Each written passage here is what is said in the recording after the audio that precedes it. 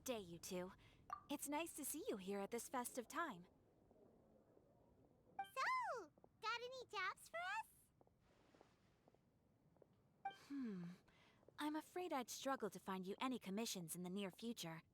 With the arrival of the Windbloom Festival, the only task most Mondstadters are busy with is preparing gifts for their loved ones, but it's customary to do this oneself without assistance. Think of this period as the off-season for the Mondstadt branch of the Adventurers Guild. Spring is here, love is in the air, and everyone wants to relax and enjoy themselves. Even the cats at the tavern next door have been getting lovey-dovey with one another recently. Ew. Gross. You know that feeling you get when you burst out the doors after a nice nap, hoping to make it to the store before the limited edition drinks sell out, only to get there just in time to see the last 2 glasses snatched away right from under your nose by a couple of pesky lovebirds? Perhaps you two could simply take this chance to... Traveler! Paimon! Thank goodness I found you. There's something I need your help with. Whoa! Sucrose? What is wrong with you? That's no way to greet a friend we haven't seen in so long. No, not help like in the Windbloom sense. It's just... How do I explain? Go ahead, Sucrose. We don't have anything else to do right now anyway. Phew. Okay. Here's the situation. I've been appointed as the Windbloom Festival's special ambassador by the Knights of Favonius this year. My task is to do good deeds for people during this festival of gratitude and love. Nice one! So how did they decide who to appoint anyway? They spun an empty bottle donated by Angel's Share inside a circle with all our names on it. Whoever's name the bottle stopped at got chosen. I think so too. But everyone said that it was to make it fair, so everyone had an equal chance to become the special ambassador. The thing is, I'm not great at dealing with people, so I was really daunted by it at first. But I'm still glad that I got this role. Luckily, I came up with a way to spur myself on, which has helped. Have a look. Is that a test tube? Yep, every time I do a good deed for someone, I get them to breathe into a test tube. That way, I can collect everyone's breaths of joy. Sounds fascinating. Are you gonna use them in your research? Yes. I believe these breaths of joy will serve as valuable raw materials for alchemical transmutation. With any luck, I'll be able to produce something truly miraculous.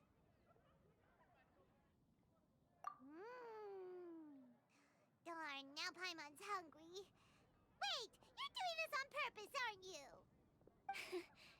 Actually, I meant something even more exciting than that. I can't say for sure until I have more test results to confirm my hypothesis, though. Alchemists mustn't make claims they can't live up to. Anyway, I'm still missing one final breath of joy. Oh, is that all you need help with? That's easy. Just treat Paimon to a sweet madame. Then you'll get your last breath of joy. Hey, come on! Paimon's doing her best to help, okay?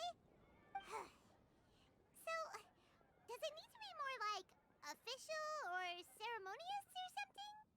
No, joy isn't measured in those terms at all. Let me put it this way. Have you ever planted a fruit seed and cared for it while it grows? In the same way that those tender, sweet fruits are the product of your time and effort, the amount of joy derived from an experience is positively correlated to the degree of hardship overcome during it. For example, in my case, I would say that to experience a statistically significant amount of joy, I'd have to do something like spend 6 months developing a medicine formula to a point where it was finally consistently effective.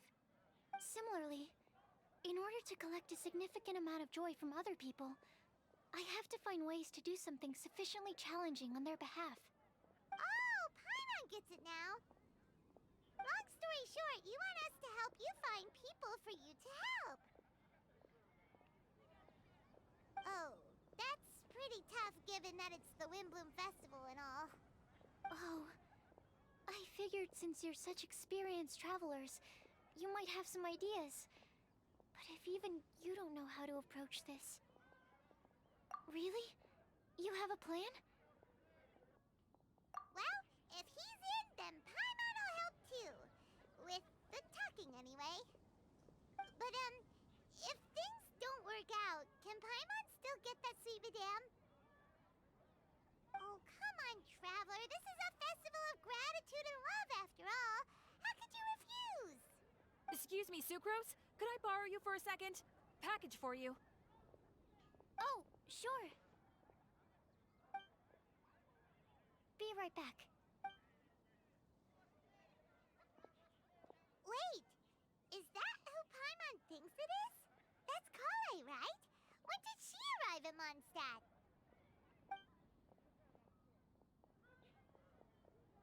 Let's go say hi!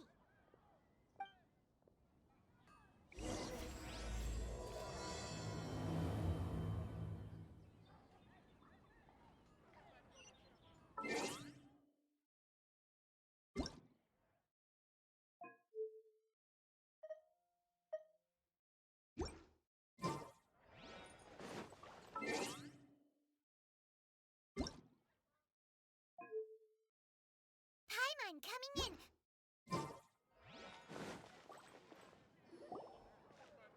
Kale! Hey! Oh, hey you guys. What are the chances? You were staring into space just now. Something the matter? No, don't worry. I'm fine. I was just looking at a Mondstadt children's book in the souvenir shop over there. While I was flipping through it, a piece of paper fell out. The writing on it was really mysterious. Almost like a prophecy. If you can do these things, you may light the lantern of utmost joy and receive a supreme blessing. And what does these things refer to? Find a flower that is not of this world. Find a guide who will never get lost. Find one who would never lie. Find a legend that never ends. So, 4 things in total. Here, have a look. I asked a lady who owns the store about it, but she said that she didn't know anything about any paper slips.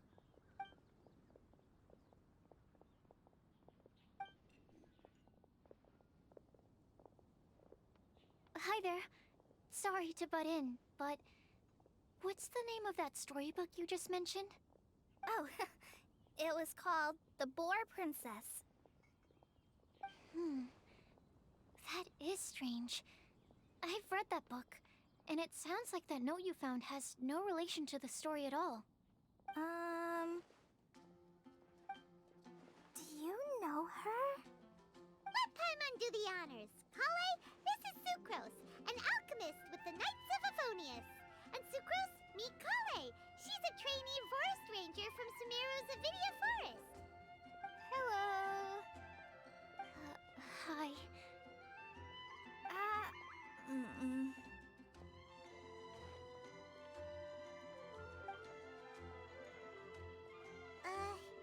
This is getting awkward fast. They're both so shy.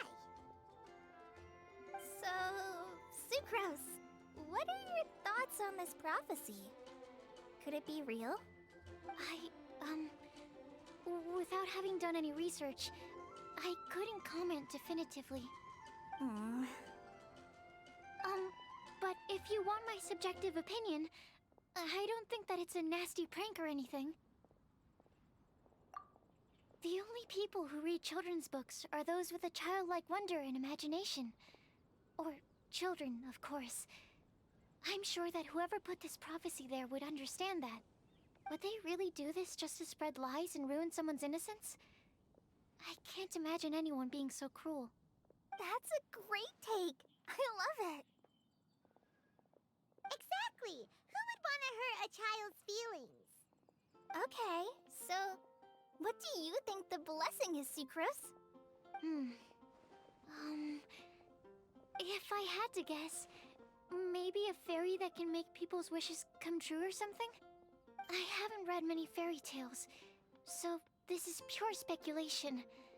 With no other information on hand or prior research to compare against, I'm afraid it might not even be worth considering. Wow!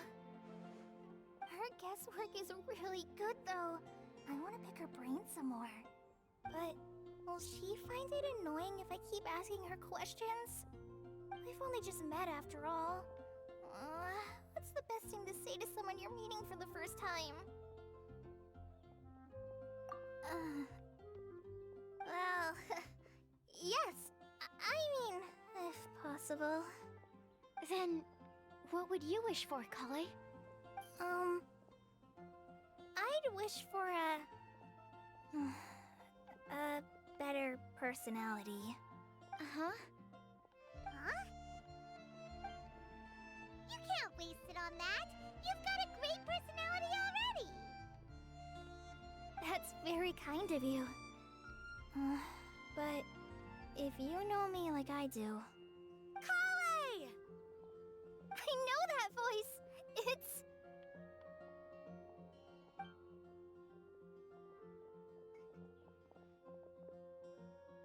Kale! Whew. You made good time, huh?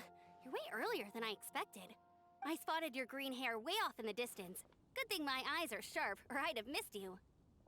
Amber! Have you been doing well? Did you...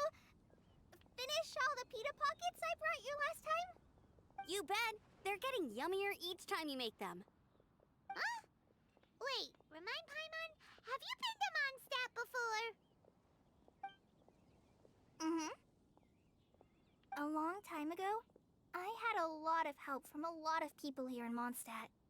So ever since my Elizar got better, I've been looking out for an opportunity to come back to Mondstadt and tell them all the news that I've been cured. Thanks. If it's okay with everyone, why don't I take Kale for a walk around town? I'd like to show her some of the places she didn't get to see last time. Of course. Fine by me. Sure, go right ahead.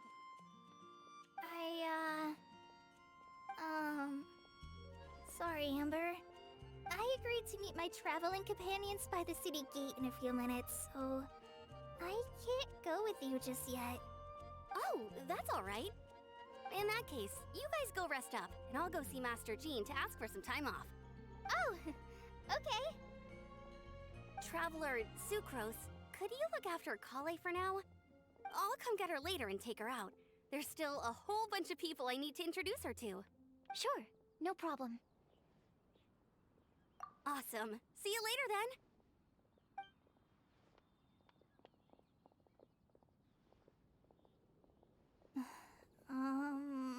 You all right there, Kale? You look kinda disappointed. I'm sorry. I'm just feeling a little shy today. Don't worry about me. Amber wants to introduce me to more of her friends. Am I gonna be able to cope? I've only met Sucrose so far, and I'm already struggling to make conversation. I wish I had a little more self-confidence. Then I'd find it much easier to make friends with people. It's nearly time! Let's go to the gate and see if they've arrived.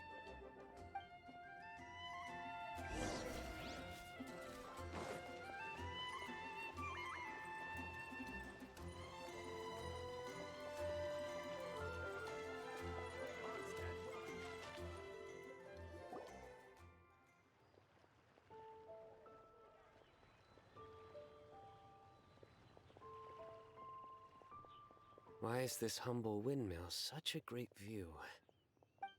I mean, it's understandable. It must have been a long time since you last came to Mondstadt. Because it is the true Great Vayu Viastra?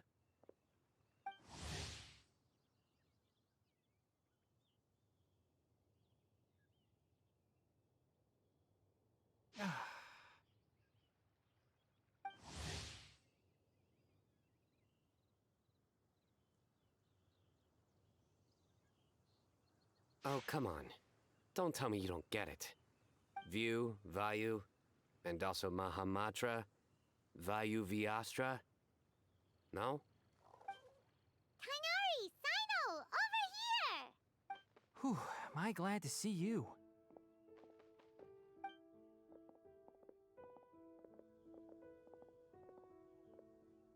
And who's this young lady?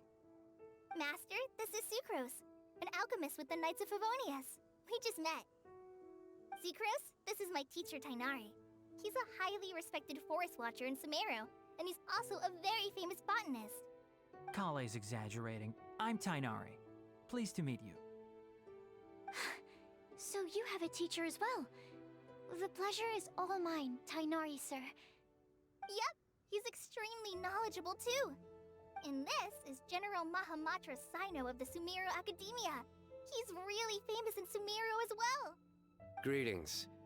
Though if I might say so, we're purely here for personal reasons. You needn't be unduly concerned with our official positions. And Kale, there's no need to use my full title. Sino is fine. Or sir, if you absolutely must. Indeed. We're not here in an official capacity, just to keep Kale company on her vacation. Keep me company? But it was you two that insisted on coming. Kale is very important to us. We felt obliged to ensure her safety on the long, treacherous journey to Mondstadt. But I've been here on my own loads of times before.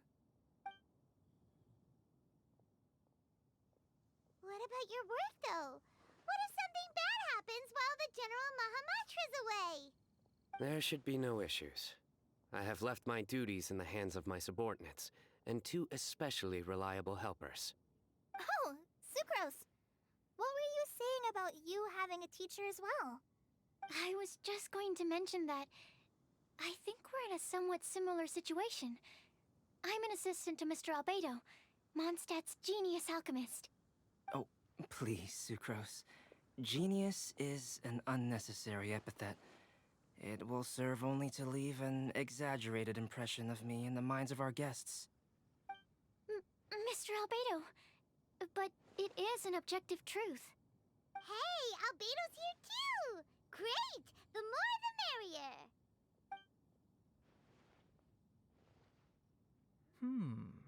So tell me, Sucrose, since your specialty is bioalchemy, what do you know about the antitoxic properties of the calla lily?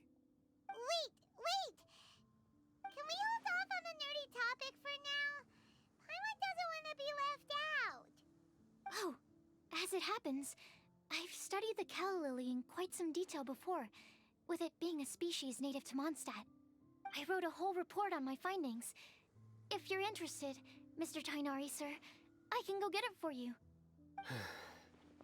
We're supposed to be here on vacation, and you're already thinking about how to improve your herbal medicines? Also, I thought we'd agreed to take on new identities for this trip. What new identities? Mine was Adventurer Sino, skilled desert explorer.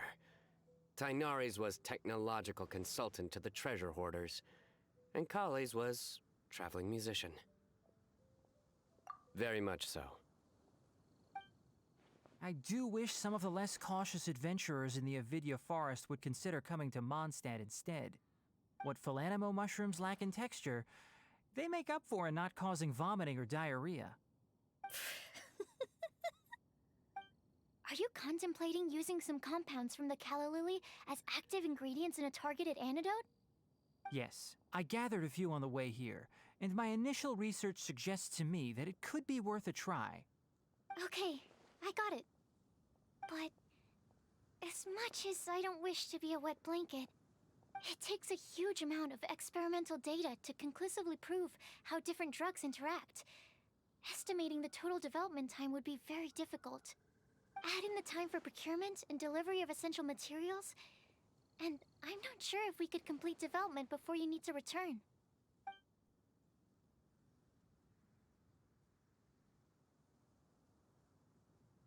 Then please, allow me to help. Mr. Albedo. Apologies for my tardy entrance in the present discussion.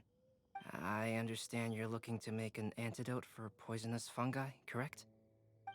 If you happen to have some samples with you, or relevant documentation on hand, perhaps you might give me the chance to review them later. But before that, I invite the three of you to look at this.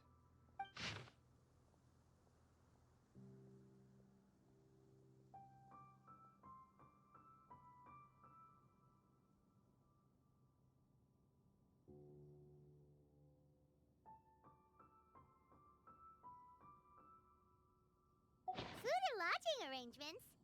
Were you quietly writing this up the whole time? Paimon didn't even notice! Hardly.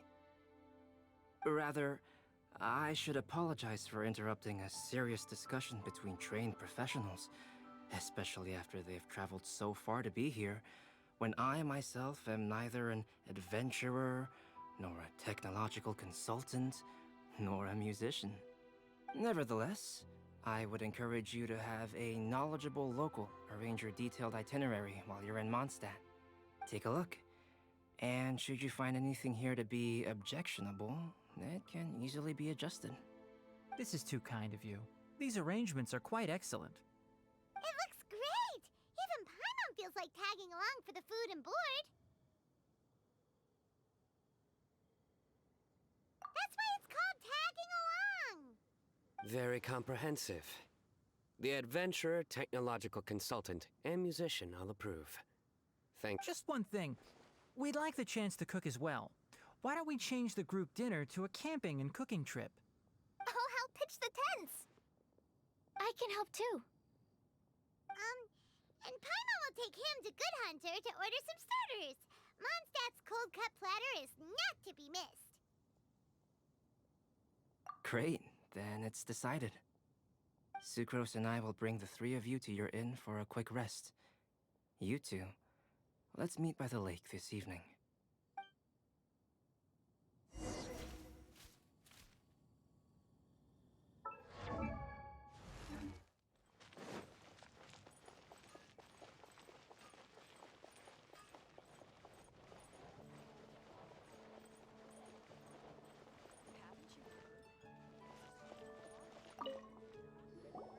Hey, Sarah!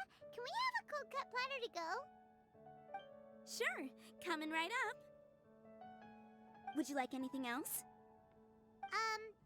Do we, want anything else? Yay! So you do remember after all! You're just the best! Paimon will give you the sweet flower from that sweet madame as a windbloom. No need to worry about that! Paimon can make room for good food. All right, just a moment.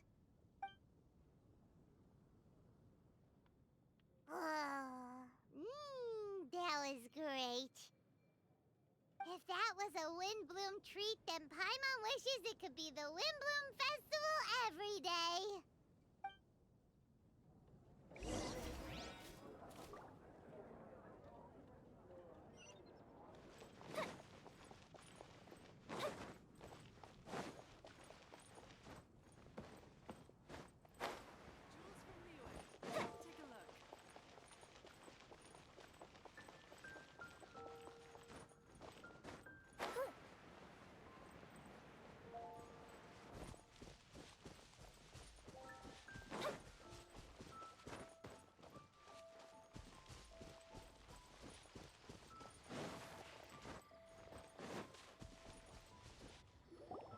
All right, looks like we're all here. Not at all. We just came early to set everything up, since we happen to be free today. Kale put up the tent so quickly, but still managed to tie very sturdy knots. You can really tell that she's a professional. I didn't do much apart from passing materials around. Thanks. It's all thanks to Master and Sino. They taught me everything I know. What can I say? For a skilled adventurer, this is just another day on the job. Are you quite finished? Or were you going to sing each other's praises till the moon rises? Come on, let's all sit down.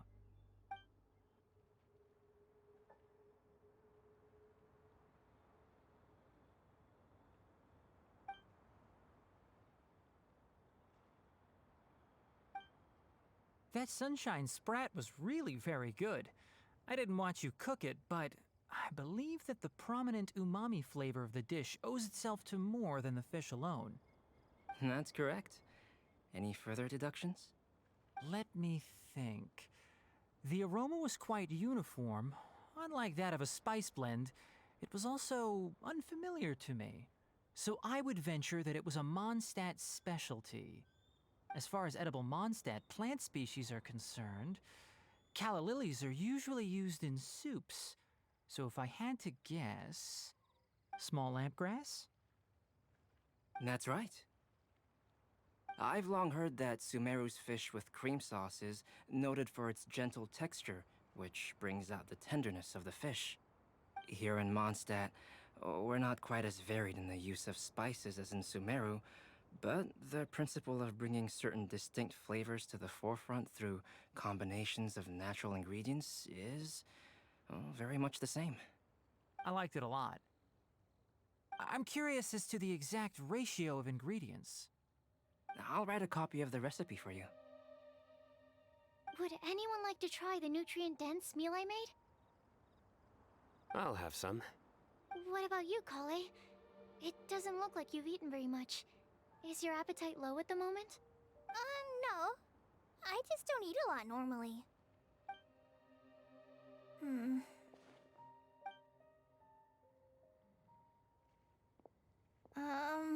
Sorry. I didn't mean to make things awkward. Tainari, while we were on the road, we spotted something white, walking on two legs. Was that Paimon? Which day was this? Just after passing through Stonegate. Sino, are you sure your eyes were working that day? Or maybe your hood was blocking your vision? Paimon always flies. There's no way she'd ever walk. Is that right? I thought that you'd made me snacked on too many local ground nuts.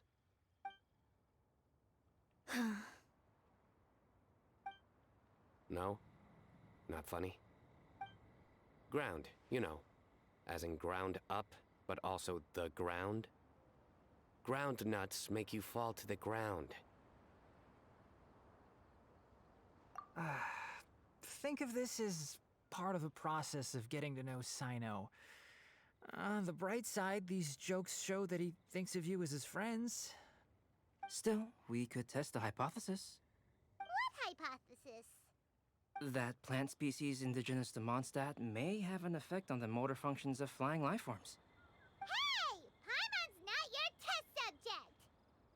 Anyway, by your logic, wouldn't that mean that eating, say, Zaitun peaches, that would make a sick Paimon peachy in no time or something? Hey! Not you too! I think the Traveler and Paimon's conversations are more entertaining than Sino's jokes. I see. You must have been keeping quiet about this grievance for quite some time now. You seem much cheerier now that you're here in Mondstadt, Sino. Actually, feels like you're a completely different person. That's because I'm Sino the Adventurer. It's not? In fairness, you only saw him in his work mode while you were in Sumeru. He's actually like this most of the time when he's in a good mood. Yep, it's true. Sometimes when he's eating, he'll grumble about how the bowl is too shallow for the amount of food it contains and other random stuff like that. I understand. Then allow me to reintroduce myself. Before, you knew me as General Mahamatra Sino. Now, please see me as Sino the Adventurer. Yeah, so that's another thing he does. He'll keep repeating something he thinks is funny until you stop trying to resist. So you have two different mental states? Almost like different phases of matter. Interesting. I want to learn to do that too. I think in your case, the two states we would end up with would be highly conscientious sucrose and stupefied sucrose. Oh, by the way, Was there any reason in particular that you chose Mondstadt as your destination on this occasion? Oh, well, Lisa once told me that the Windbloom Festival is one of Mondstadt's biggest events of the year. I wanted to take this opportunity to give everyone a Windbloom as a token of my heartfelt gratitude for everything they've done to look after me. Plus, it was a good chance for Kale to get out and meet some new people. Kale Lily. What? Kale's Windbloom. Maybe she should call it a Kale Lily. It sounds very Mondstadt.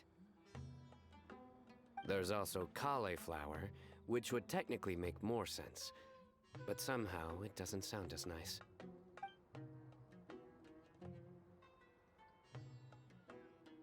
Moving swiftly on. Wow, he just completely ignored the joke and carried on the conversation. Guess sometimes that's the only way forward. Sumeru's been through some major changes recently, and things at work have only just started to calm down. I don't get many opportunities to take a vacation, and this was a chance to join Kale on her trip while also learning a few things about Mondstadt's flora and fauna that I'll be able to pass on to my peers and students on my return. 2 birds with 1 stone. How about you, Sino? I came to ensure Kale's safety. That's just an excuse. Plain and simple. Also, there's the matter of a Genius Invocation TCG custom-made card back. Aha! So you did have an ulterior motive. Have you all played Genius Invocation TCG before? And that is why I am proud to call you my friend. When I first began contemplating getting a new card back, I asked around before eventually deciding to ask the legendary Mr. Kaltz for guidance. A friend of mine, Sawada, whom I played cards with on occasion, had been to Inazuma for the Irodori festival. He told me that Kaltz was a Mondstadter, so I should try my luck there. Calx? Isn't that... You mean, he's a friend of yours? I see. So, you came to Mondstadt in search of Calx. No, that is inaccurate. I came here principally to protect Kale. You most certainly did not. Kale's been here on the quiet numerous times, and this is the first time you felt the need to join. Not only me, same applies to you too, doesn't it? If my writer friend were here now, I'm sure he would describe this curious coincidence as having the makings of a good story. It's always a pleasure to meet a fan. Oh, here it comes. Wait, you mean you're Mr. Kalx? Having my new friends address me by my pen name feels somewhat unusual. Please, just call me Albedo. Huh. So you're Calx.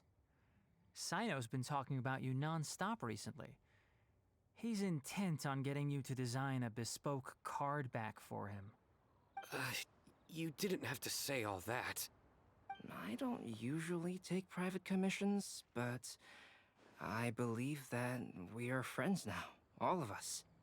Our conversations have been deep and interesting, and Sino, your passion for this game is indeed one of a kind. I can see it in your eyes. Obviously. And given that you've come all this way from Sumeru to see me, I'd be quite honored to take this commission. Wow, your teacher's so nice. I feel the same about yours.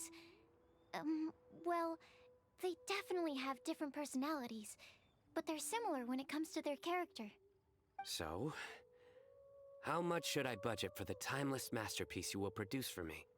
Surely, timeless masterpiece is something of an overstatement. Any artwork fit to appear on the reverse of my card decks is by definition a timeless masterpiece, even if I do say so myself.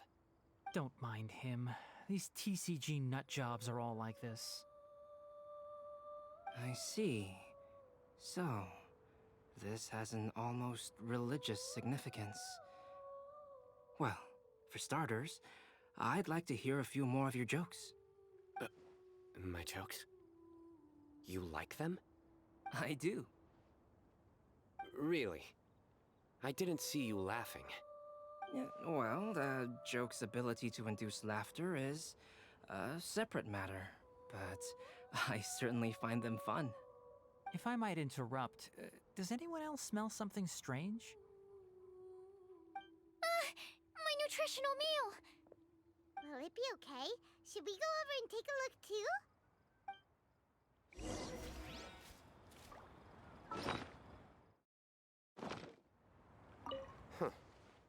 So, a good joke is not necessarily required to make people laugh at them.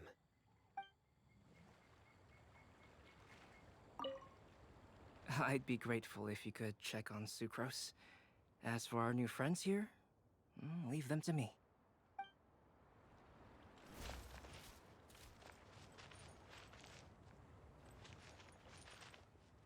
Well, Albedo and Sucrose were delightful, but this was still an exhausting meal.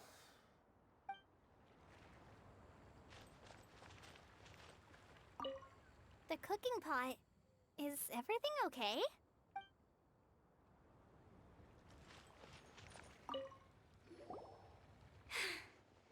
Only the base is burned. We can still use the cooking pot. It just needs a bit of a wash. Good thing Tainari's nose is so sharp. Has he been in this kind of situation a lot before? I know, it's just... I'm sorry to disappoint Sino. I guess we'll have to do this again another day. Oh, yes. I'm not sure if you've noticed. Kali seems a little... depressed. I noticed she was in a low mood when everyone was talking. Remember that note she received? I was just thinking. I want to try solving this riddle and giving Kali the chance to accept the blessing. Oh, yeah! She's someone who needs your help. Exactly. Maybe she'll be willing to breathe into my test tube. But anyway, that can wait. As much as I'd like to make progress in my research, I'd prefer to see her smile. All right, we'll help out too. You will? Then tell me, honestly, do you think that this prophecy is for real too? Right.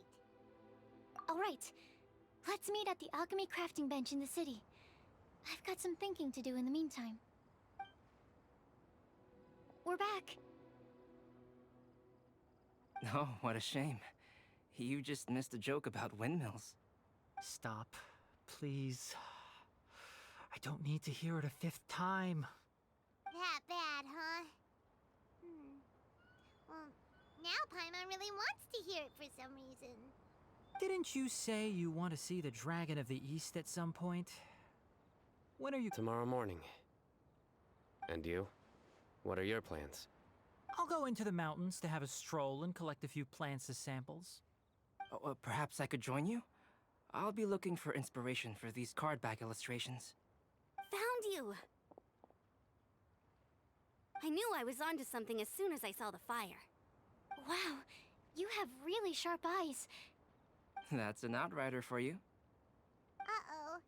Did we break the fire safety rules or something? Actually, you didn't.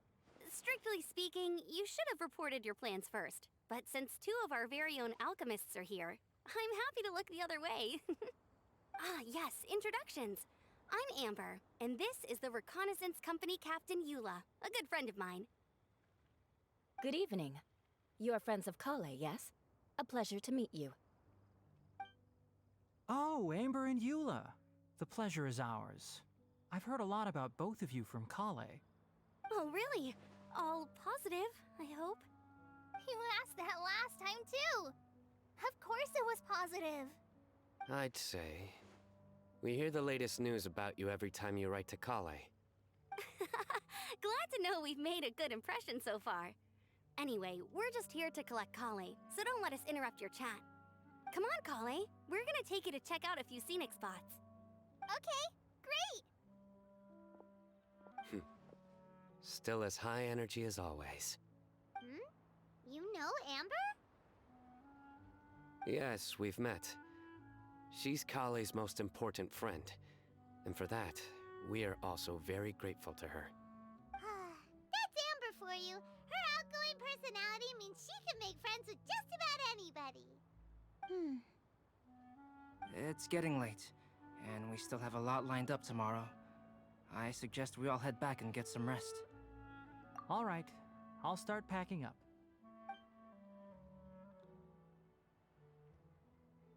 You're gonna get the tone-deaf bard to check out that note, aren't you? Guess Paimon knows you pretty well, huh? Knowing him, he should be hitting the taverns around this time. We can go corner him and make him answer our questions. Let's move!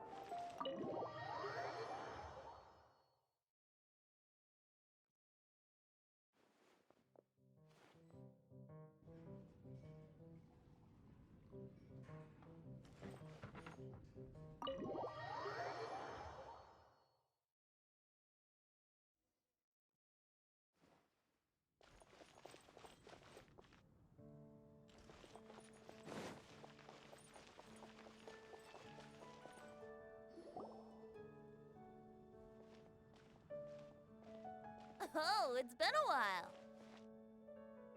Paimon called it. Tone-deaf bard drinking as usual. Put your drink down and get your game face on. We've got some important questions for you, mister. Okay. So, what do you make of it? Aren't you forgetting something? It's the Windbloom Festival right now. You can't just go around asking people for help so blatantly. Well, if you won't tell us the answer, could you at least tell us if this thing's worth a shot? Sounds to me like you want a hint or two. A fine answer. The person who wrote this prophecy is very powerful. If you manage to solve the riddle, good things are sure to happen. Also, I happen to know where this lantern is. Once you've found the 4 things, I'll even write the location down for you. Isn't that generous of me? Whatever. We weren't expecting much from you anyway. You can get back to guzzling wine and blowing wind now. Oh, woe is me. Paimon sees me as nothing more than a drunken wastrel. There are actually a great many things that we bards are required to do. It just happens that enjoying life is the most important one. Once this is over, would you like to join me for a drink? You know, a favor for a favor.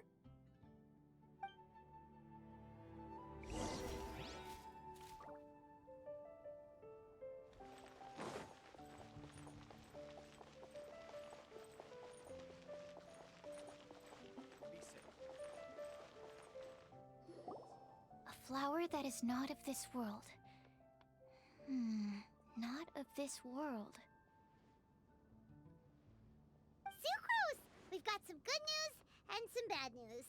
Which would you like to hear first? Let's have the bad news first, I guess. Huh? Really? Don't most people usually want to hear the good stuff first? Oh, alright then. Basically, we went to Windrise to divine the breeze. The wind said that the prophecy is real and that your idea is a really good one. That doesn't sound like bad news. So what's the real bad news then?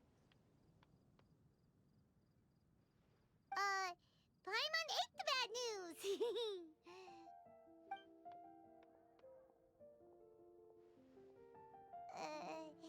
Blame Sino. If it's not funny, then it's his fault. It's fine. Well, that puts my mind at rest. Now, back to the other issue I've been mulling over. I was thinking about the flower that is not of this world. It could mean a human-cultivated variety that doesn't occur in nature. But that's basically claiming that it doesn't come from this world in the first place, when actually it's just a variant of an existing breed. So, the initial question is, can the flower's origins be traced back to a natural organism?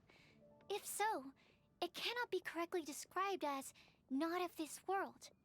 But then, supposing we identified something outside of that category, whose job would it be to decide whether it belongs in this world or not? Then the question becomes, do of this world and from this world mean the same thing? Or is it deeper than that? Whoa, slow down! Paimon's head is already starting to spin. Okay, I did have one other line of thought as well. What about a flower created using alchemy? Would that be not of this world? Albedo may know the answer, but asking him right away would be like asking the teacher for the answers to your exam paper. It would render our search for the truth meaningless. I'd rather try and figure this out for myself. Could it be the wind bloom? Oh, now that you mention it, that's definitely a possibility. The wind bloom doesn't refer to a specific flower. Everyone defines what it means for themselves. In which case, the wind bloom doesn't exist in reality. This does seem like a promising direction. I've made a note. Okay, I better go read up on this. Yay! Paimon was actually useful this time! Guess we have that sweet madame to thank, huh? I'll need some time to prepare. Could we meet up here in, say, 2 days' time? Sure thing! In the meantime, we'll also think about the other 3 riddles in the prophecy. But, since we're really going for this now, shouldn't we say something to Kale about it? I originally wanted to leave it as a surprise for her, and I also didn't want to get her hopes up over nothing. But you're right, Paimon. I'll need to be careful how I word it. But I'll try to find some time over the next couple days to mention it to her. Alright, thanks so much.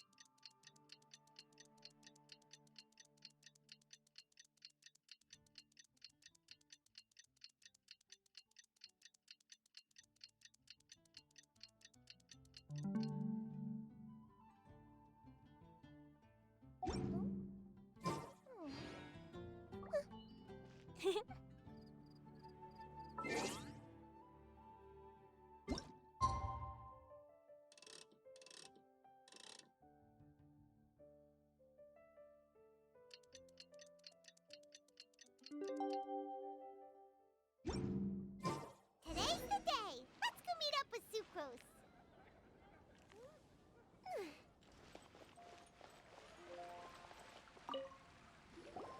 Sucrose, we're here! Oh, Traveler, Paimon. I only just arrived myself, so I'm still getting ready. Ah, and Kale just passed by a moment ago. She said she had some things to sort out at the inn where she's staying, but she'll meet up with us when she's done. Apparently, Tainari and Sino both went out, but she stayed behind because she wanted to help us. Not too bad. After reviewing it again with fresh eyes, I came up with a new theory which seems to hold some water. I'll attempt to explain it as simply as I can. I believe that each of the 4 things in the prophecy refers to a different field of knowledge. So, in a way, the prophecy is a test of the reader's intelligence. But it's unlikely for any one person to have expertise in all these different areas. So I suggest that we seek out one expert from each and get their opinion. Also, in 2 out of the 4 areas, the prophecy seems to want us to find specific people. It may even turn out that the people themselves are the answers. So it sounds like we should put our heads together and list out the people who can help us. Exactly. I think we can go through each riddle in turn and generate 4 groups of names to match the 4 questions. Alright, then let's start from group 1. The first riddle was, a flower that is not of this world. Personally, I would still go with Albedo for this one. Alchemy is the most likely to have to do with otherworldly things, and he is by far the leading expert in this regard. Exactly! You're the creator of the tetratanic sweet flower. Who knows? Maybe that's the flower we're looking for. Huh? You really think so? Oh, but what about Tainari? He's a forest watcher and knows all about plants. If it's a flower we're looking for, maybe he's the man for the job. Alright, I'll add him to the list as well. On to group 2. This subject is a guide who will never get lost. That's kind of abstract. Does it just mean someone who never loses their way? Wait, but they have to be able to guide others too, so it's not quite as simple as that. Oh, you mean Mona? Yeah, she definitely count. Mona. Yes, she certainly seems very confident, and she can use her astrology to guide people. Would Bennett count? Well, his luck's so bad that as long as you go in the opposite direction from him, you'll always be going the right way, right? I see. I suppose I can't argue with that logic. Add him to the list. Finding everyone won't take long, so one extra person won't hurt. I know. Would Outrider Amber be a valid candidate for this category as well? Yeah, she would! She's got a great sense of direction after all. As a matter of fact, when the Traveler and Paimon first came to Mondstadt, she was actually the one who gave us directions. Yes, she's certainly a good guide. Is there anyone else? Let me think. Yes, I believe there may be one more. Albedo once made a set of equipment for Mika from the reconnaissance company. He's their surveyor, and an exceptional pathfinder. He's even instructed others in the discipline of surveying before. So, in my view, he's highly unlikely to lose his way, and would be very good at helping others find theirs. Cool! Another one for our list! Wait, Kale should have been here by now. Wonder what's taking her so long. Sorry, could we continue our chat somewhere else? Oh, you wanna go see how she's doing, right? Sure, let's all go.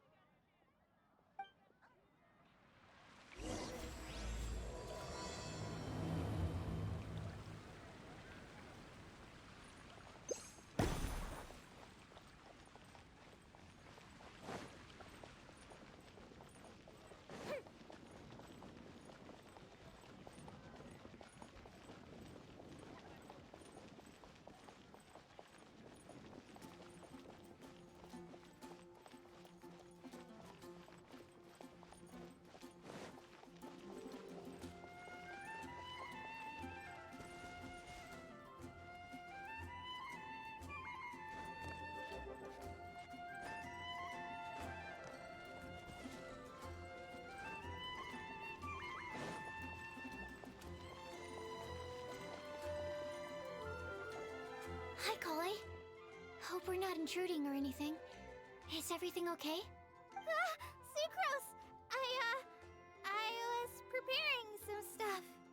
Is it time already? Oh no, I'm sorry.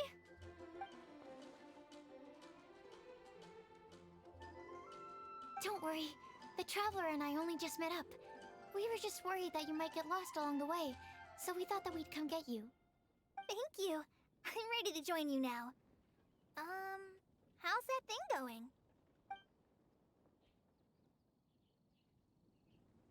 So let's pick up where we left off.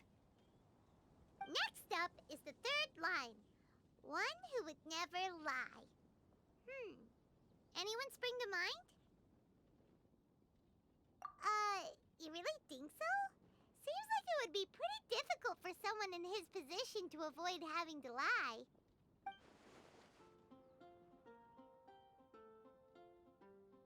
Then what about Kaya?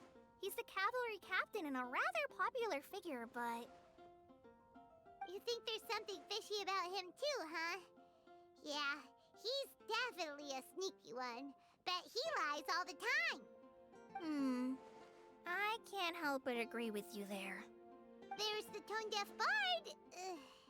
But on second thought, he wouldn't qualify either. He talks way too much nonsense. Is there anyone else we're missing? Acting Grandmaster Jean? She has a good name in that regard. But from what I know, she sometimes covers up the truth out of concern for those around her. For example, when Lisa loses track of time in the library and misses her patrol shift, Jean will come up with some excuse, like Lisa's ill today. Also, she sometimes makes up stories to get Klee to behave, like the one about the big monster that comes to catch naughty kids who don't go to bed on time. Do you think that rules her out? White lies are still lies, but do we really have to reject her because of some harmless fibs? It's not like she had evil intentions. No, we're the ones being strict. Rosaria doesn't strike me as the type of person to lie. Oh, Kale, you probably haven't met her yet, have you? She's a sister from the church who looks, a little scary and not very sociable. She stopped by the alchemy bench once, a long time ago, and asked me about Albedo. I thought maybe she was trying to find him, for work or something. But when I asked, she just said that she was curious about him because he was so intelligent, and wanted to talk to his assistant to find out what he was like. A lot of people might have given a more tactful justification, but I could see in her face that she wasn't trying to hide anything. She was just very direct and straightforward. That's why I don't think of her as the lying type.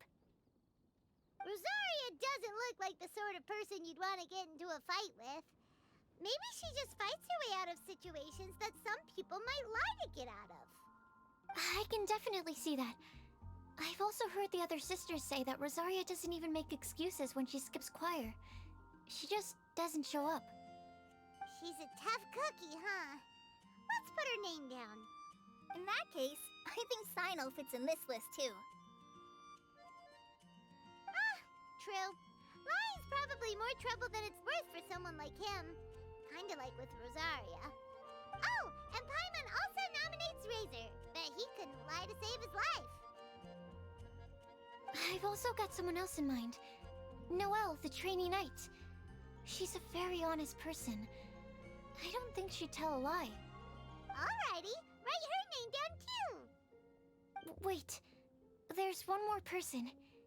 You know, our long-standing staffer at the alchemy bench. Huh? You mean Timaeus? Yes, him. Truth be told, he's been love-struck recently. He swore that he wouldn't say a dishonest word or slack off until he succeeds in getting the woman he loves. Timaeus has a crush? Yes, that's right. Well, who is it? Do you know her? I've never met her. All I know is that she's from Liyue. Timaeus says that she's fun, has a great personality, and is very, very good-looking.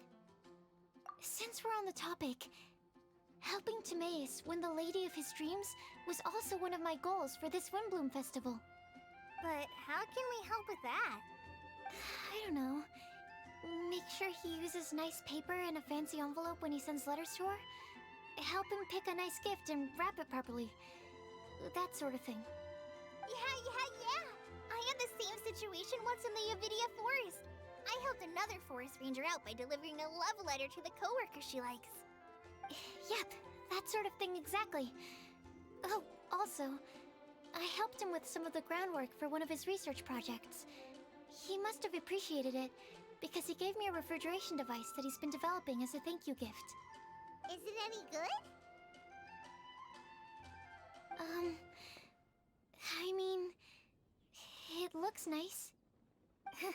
Sounds like a no. Alright, guess we'll put Loverboy down on the list then. Okay, so last of all, we have a legend that never ends. Anyone come to mind for this particular line? Lisa, perhaps? A librarian understands books best, and aren't most legends written down somewhere?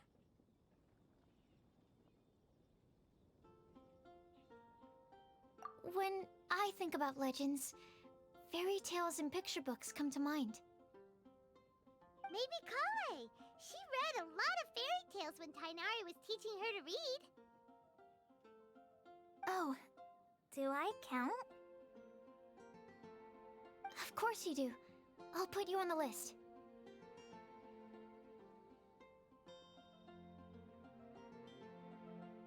I prefer to read things like an illustrated analysis of alchemical substances and their uses, the fascinating principles of crafting, and hypotheses of life.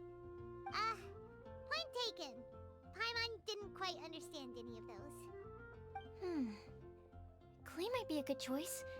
Her mother, Alice, is a renowned traveling author, so I'll bet she's been exposed to all sorts of myths and legends.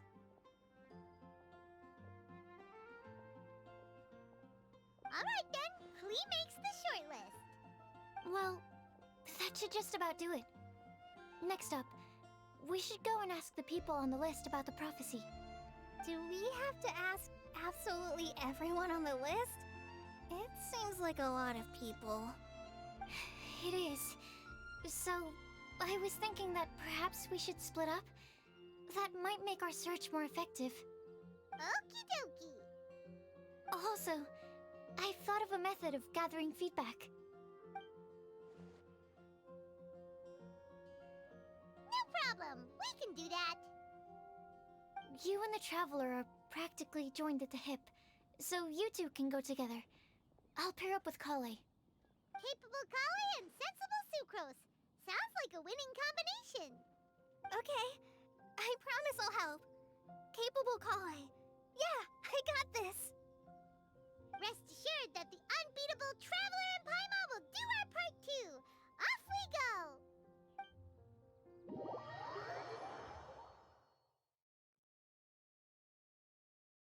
I plan on starting from the person with the most defined stronghold. So, let's go to the library. Lisa should be there. Stronghold. That's an, interesting word to use. Maybe den? No, that's even worse. How about layer?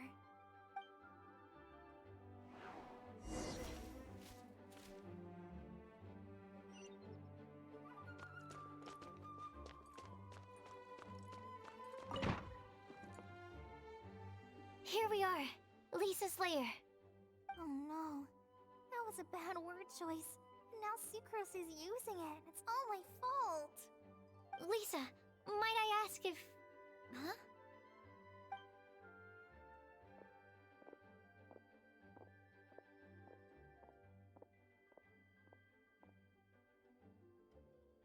Sucrose. Kale. What are you doing here? I can only sucrose that they were Kale-ing on someone. At least that's as far as I know. Oh, please, just stop it with these puns. I beg you. Are you trying to win worldwide fame for unfunny jokes? Is Lisa not here at the moment? Surprising, isn't it? She went out. I'm afraid it's just us here looking for information. Except me. I'm not here for information. Like you, I came here for an abortive search for the librarian, who is also my academia senior. Oh, so you studied in the same darshan as Lisa?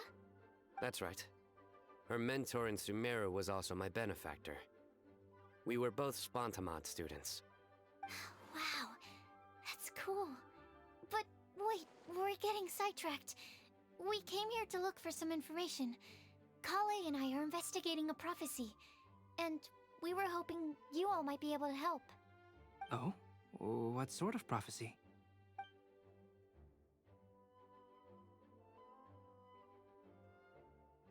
I see. You want to ask them about the flower that is not of this world, and me about the one who would never lie. But there's no rush. You don't need to answer right away. We're just here to tell you about the situation. You can take your time to think it over and submit any thoughts you have in written form to the Sucrose mailbox. The Sucrose mailbox? Yep. I was thinking about it on the way. And although they seem like trick questions, there's a lot to mull over once you get down to the details. A quick answer off the top of your head might not go into enough depth. So, I decided to place a mailbox next to the alchemy crafting table. Everyone can submit their written answers there when they're ready. We don't have to call it the Sucrose mailbox, though. It could just as well be called the Sucrose and Kale mailbox. Or even the Sucrose, Kale, Traveler, and Paimon mailbox. I think in this case, we can just go with your quick answer off the top of your head. Sounds like a good solution. Certainly more reliable than verbal discussion alone. Agreed. Certainly when it comes to discerning whether someone is a liar or not, you cannot simply take them at their word. Understood. Once we've had a look into it, we'll place our replies into your mailbox. Thank you all so much. Okay, let's tick them off the list and carry on working our way down. Already done.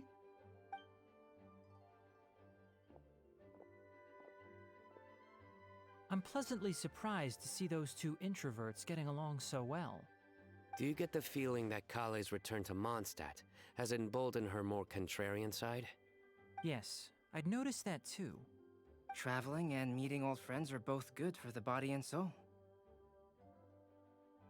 And isn't rediscovering one's youth while revisiting old haunts a worthwhile pursuit? When I first met Kale, she'd never known happiness or youth. But things are different now.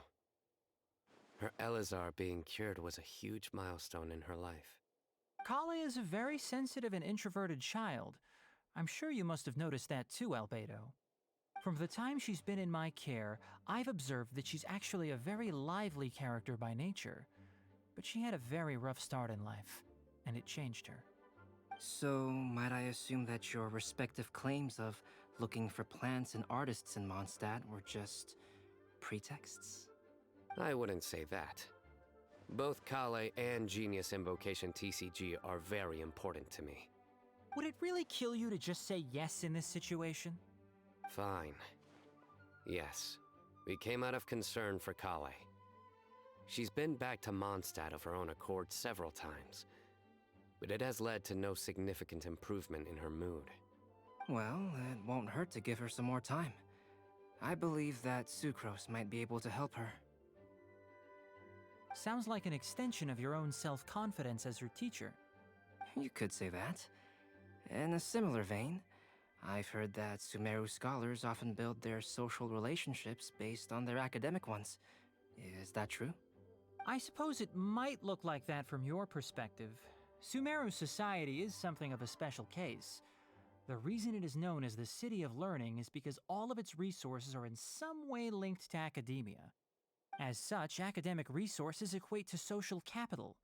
It is not unheard of, for example, for people to build a family in order to pursue further studies. But the relationship between the three of us is not an academic one turned social. We've never even worked on a paper together for starters.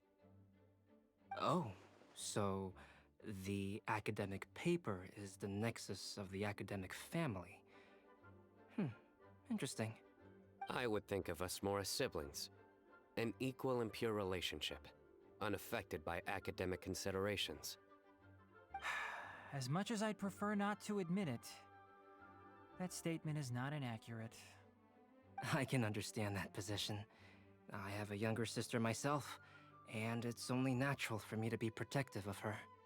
What you described fits the idea of a city of learning, as I imagine it. The family is where all social relationships intersect. As such, a family founded on common goals may actually be more stable. By the way, who's the eldest between you? Let's not go down this rabbit hole, please. In terms of age, I'm the eldest, of course. He just doesn't want to admit it. But your mental age is younger than that. I dare say even by enough to be the youngest sibling. Perhaps I could bring Kale into this happy family to be your elder sister. No.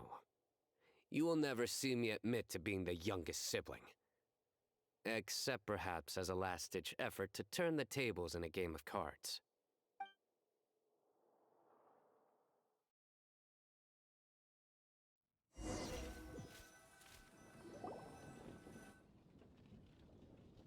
Guess we'll leave Kale and Sucrose to it. Fingers crossed all goes well for them. Now then, where should we go first? Let's try our luck at the bulletin board, shall we? A lot of people tend to show up there at some point in the day. Maybe we'll get lucky.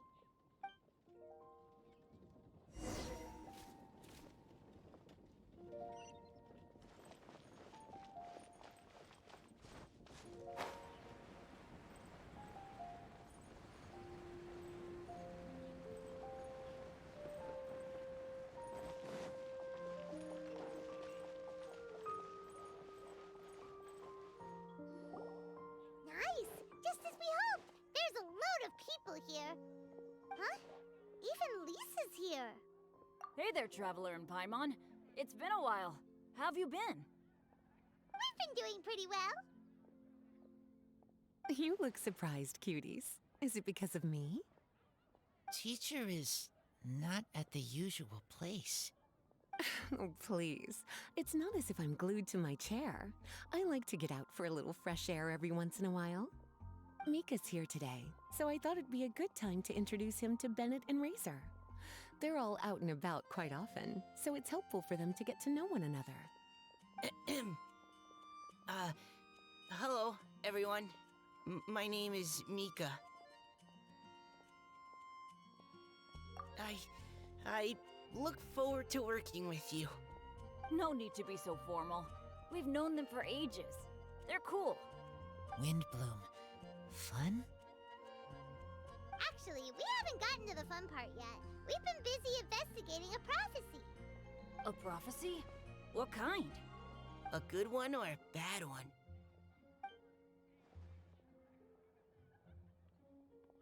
Gosh, that all sounds quite fascinating. I can't believe I made it onto your list of names. You really think I'll be able to help? Believe in yourself. Right. Believe in yourself. You're a first-rate adventurer, Bennett. Okay, then in that case, I'll step up and present my thoughts on the matter. Except I forgot I'm not really good at organizing my thoughts. Oops. Oh, there's no need to tell us all of your thoughts right here and now. Sakura said she'll put a mailbox next to the crafting bench, so you can just write down your thoughts when they come to you, and drop them there. A meticulous and efficient plan. Yep, that sounds like sucrose. I will think also. Give me some time. You still have other people on your list that you need to go see, right? We should leave you to it. Don't worry about us. We'll drop off our letters at the mailbox as soon as we're done.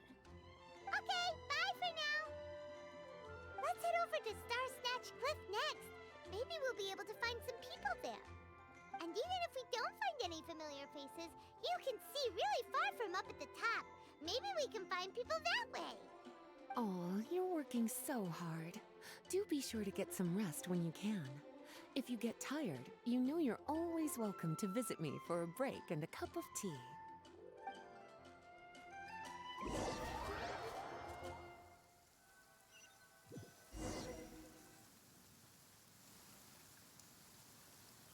Where to next?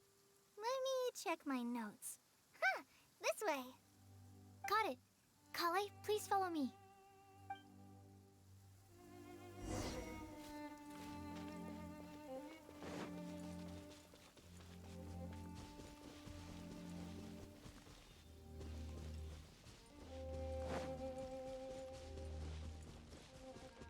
The sun is already out? Oh, it's our lucky day. There are several people over there. Amber? Wow, and Eula's with her too.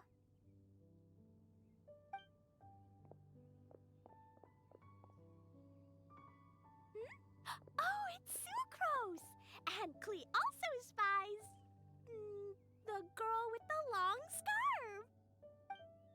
Hi, we were just talking about you.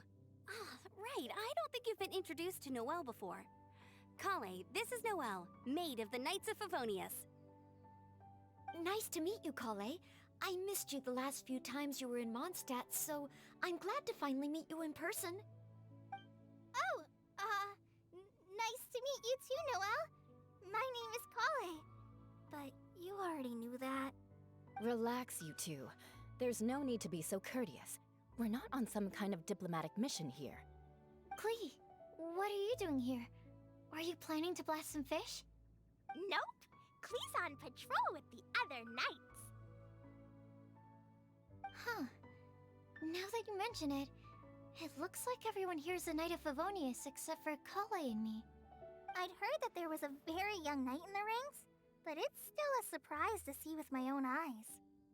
Kale, what do you do? I'm a trainee forest ranger in the Avidia Forest. Trainee?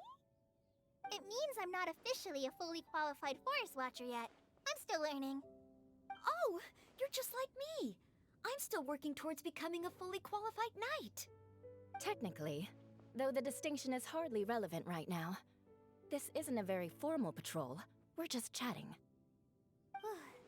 Don't panic, Kale. Just pick a topic and join the conversation. Don't panic. Whatever you do, don't panic. It's just Amber and her friends. There's no need to be nervous. Let me guess. Were you chatting about the new guests in town? Yup. A few folks from Sumeru have come to visit, so we're brainstorming a few nice surprises for them. Amber! Sorry, At least I didn't say anything about what the surprises are. Oh no. How am I supposed to join this conversation now? What do I say to that? Speaking of nice surprises, we've actually had a fairly big one recently. What kind of surprise? Tell me! I'm saved. Secros has given me a lead-in. Now, I just need to follow on from what she's already... What an interesting prophecy. I have no idea what the answers could be, though. So essentially, you're gathering information to help you solve the riddles, correct? I'll do my best to help. Thank you so much, Eula. Anytime.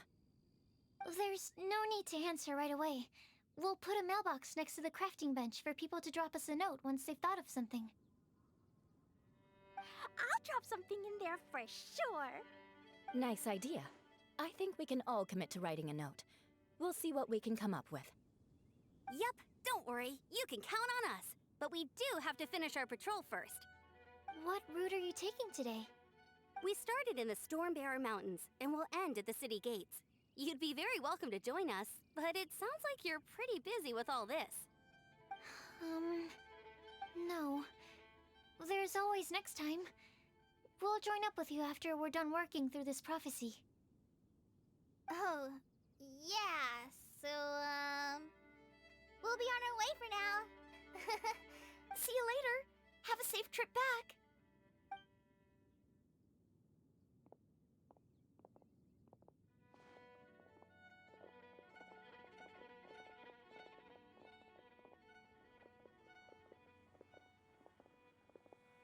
Are you okay, Kale?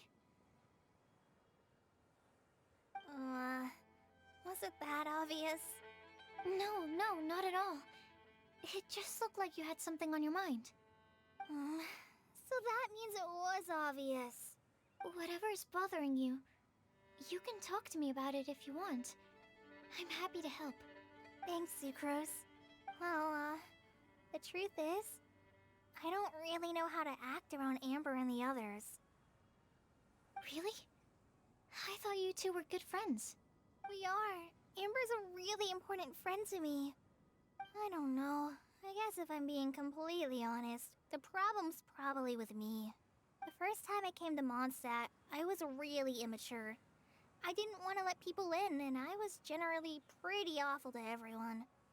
Amber was the one person who didn't give up on me, and if it wasn't for her persistence, I wouldn't have found a friend at all. Without Amber, I might not even be here today. And because of that, I really look up to her. I think of her as my role model, and hoped that maybe one day I could learn to be like her. But after trying and failing for several years, I think I finally realized I'm no Amber, and I never will be. Looking back, it seems silly that I ever thought like that. We're nothing alike at all. My personality's so weird. I always get so anxious and I overthink everything. Aw, Kale, don't say that. Sucrose? Would it be okay if I told you a bit about my past?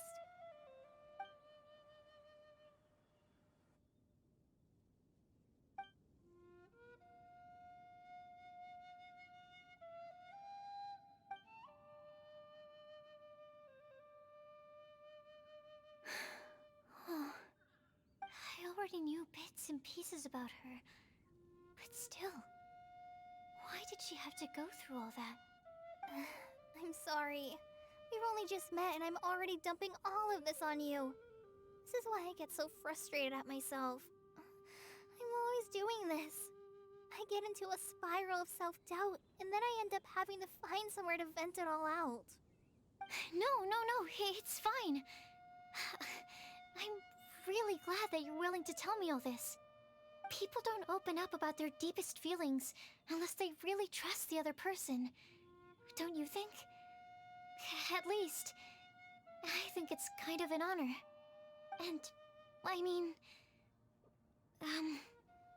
You've probably noticed by now, but I don't have the best social skills either. I always just end up talking about the things I'm interested in, and going on and on.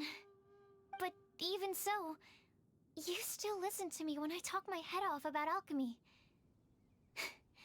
It's a relief to listen to you talking about yourself for once. If you hadn't told me all of those things, I never would have guessed that you struggle so much. Honestly, I feel like we're very similar people. Really? Yeah. Everyone has their own problems to deal with. I certainly do. All the feelings that you talked about just now, I totally get it. It takes so much more effort for us introverts to fit into a crowd. When you were saying about how you try to think about what to say in advance, and you're constantly terrified of saying the wrong thing and making things awkward, I relate to that so much. Oh, and also that part about studying under a genius. In fact, before meeting you, I'd never met anyone who seemed so similar to myself. Oh. I'm not very good at giving words of comfort or anything, and I'm not gonna tell you to just get over it or stop worrying about it. How about we just sit here for a little while? We don't have to force a conversation if we can't think of anything. We can just sit here together. Sucrose has stopped talking, but for some reason, this doesn't feel awkward at all.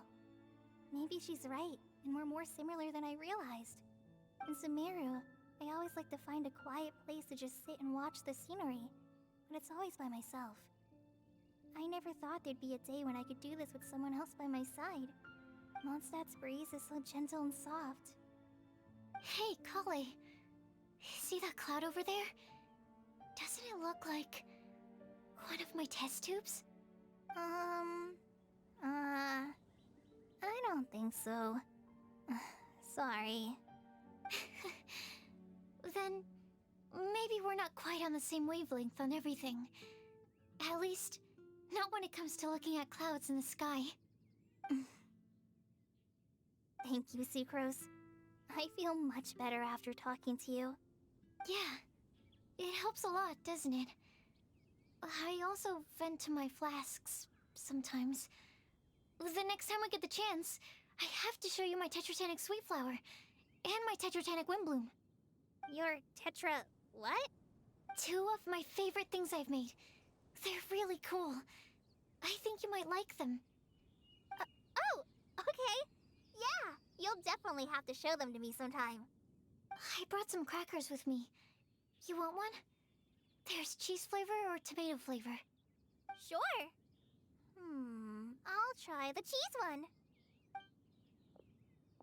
Aw, look! They're enjoying the scenery together. Shall we go play with them? No, it's fine. Let them sit for a while. We're not what Colleen needs right now. She needs a new friend. Someone different who's never met her before.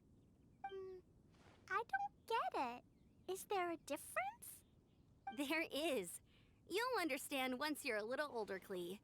People can draw different kinds of strength from different kinds of friends. And right now, Colleen needs someone that's just not the same old me.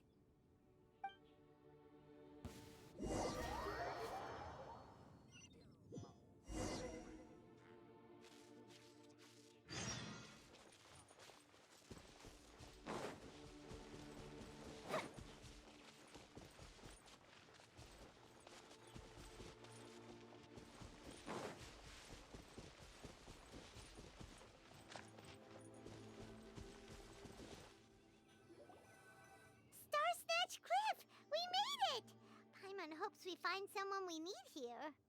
Help! I beg you, please don't let go! Who's that yelling? Let's hurry and take a look.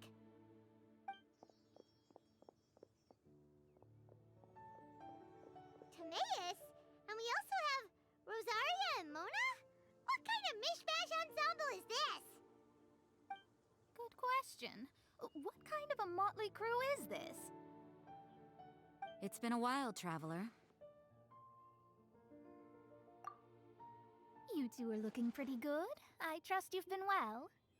Yep, we're definitely faring a lot better than this poor guy on the ground. Hey, please don't rub salt in my wound. I really have been trying my best. Oh, you're one to talk. If this sister hadn't grabbed you in time, then you'd have been seriously hurt, if not dead. I know. I really am grateful, miss. I can't thank you enough. Don't mention it. Just lending a hand. Quite literally. And had she not lent him a hand and pulled him up, he would have gone tumbling down the cliffside. What happened? Did Timaeus almost fall off the cliff? Well, so what actually happened was I came to Star Snatch Cliff today to pick some flowers and ran into Mona on the way. She took a look at her scry glass and advised me to turn back because it would be dangerous. But you still came up here anyway? Well, yes, I did, because there's something I just had to do. Oh, I hardly think giving flowers to your crush is worth throwing one's life away for. It's rare to run into someone with a death wish in this area. I don't have a death wish. I just didn't think it would really come true. I mean, when Mona said it would be dangerous, I thought I'd be fine as long as I watched my step cautiously. I'm sorry, okay? I was wrong. I'm telling you, I'm just here chasing the love of my life. Love-struck Mondstadters is what the Windbloom Festival's all about.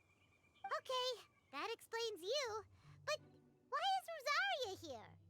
I was looking for a quiet place to escape the crowds. I wasn't planning on having to save a life along the way. So that's why the scryglass just showed danger instead of fatal danger. Very funny. Anyway, Traveler and Paimon, what brings the two of you to Star Snatch Cliff? Just trying our luck. We've got a lot of people we need to see today, so we've been all over the place. Actually, you're some of the people we were looking for. Huh?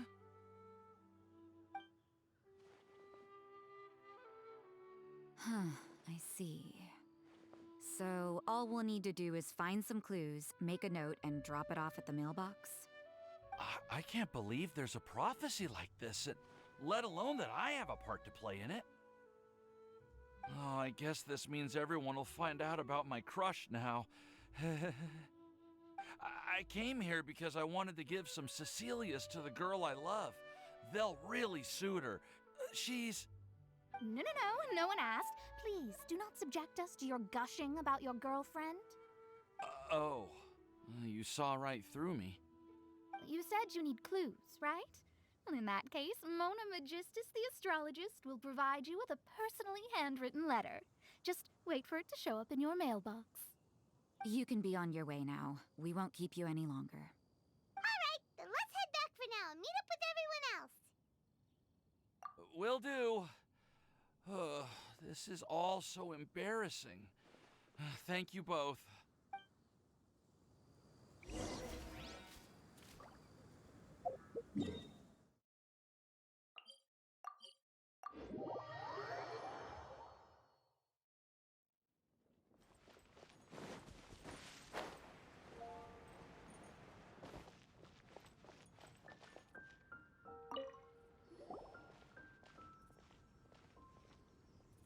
We're back!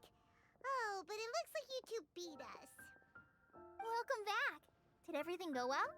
Yep, we managed to find and talk to everybody. We got back a little early, so we took some time just now to put the mailbox together. We got really lucky today. The vendors were feeling super generous, so we didn't even need to pay for the materials. It's just a shame that Kale got a splinter. Don't worry about me. I'm used to working in the rainforest. I get splinters all the time. I've already taken care of it. We've already wrapped up everything on our to-do list for today. So, all we need to do now is wait for everyone's letters to arrive. Traveler, Paimon, why don't you get some rest while I keep an eye on the mailbox? You're definitely your master's student, Sucrose. As long as you or Albedo are around, Paimon can relax and know that everything's taken care of. Stop. You're embarrassing me. Wait. Actually, there's one thing that still needs taking care of. Paimon's starving. Hey, Traveler, you wanna get dinner? Your treat. I'll go with Sucrose to return the leftover materials to the vendors. You two, go get a proper meal. We can't have anyone going hungry. Yeah, now would be a good time for a break. Once everything is ready, let's meet up here again and collate all the information we've gathered. Sounds like a plan.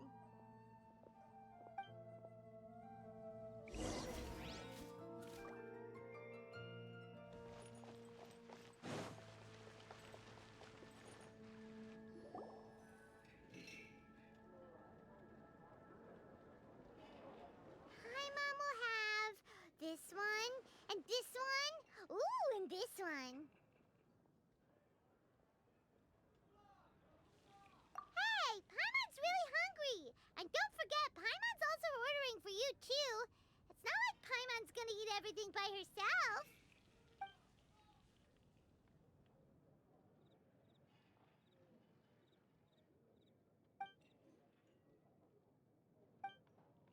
Ooh, Paimon is super full. Is everything packed up and ready? What do you think about meeting up at 5 to go to my house? Yes, everything's ready. I've packed some great wine and smoked ham. Oh, your parents will love it. Ham? Look, we've known each other for quite some time now. Don't you think it's been long enough for you to remember that we only eat bacon in my house?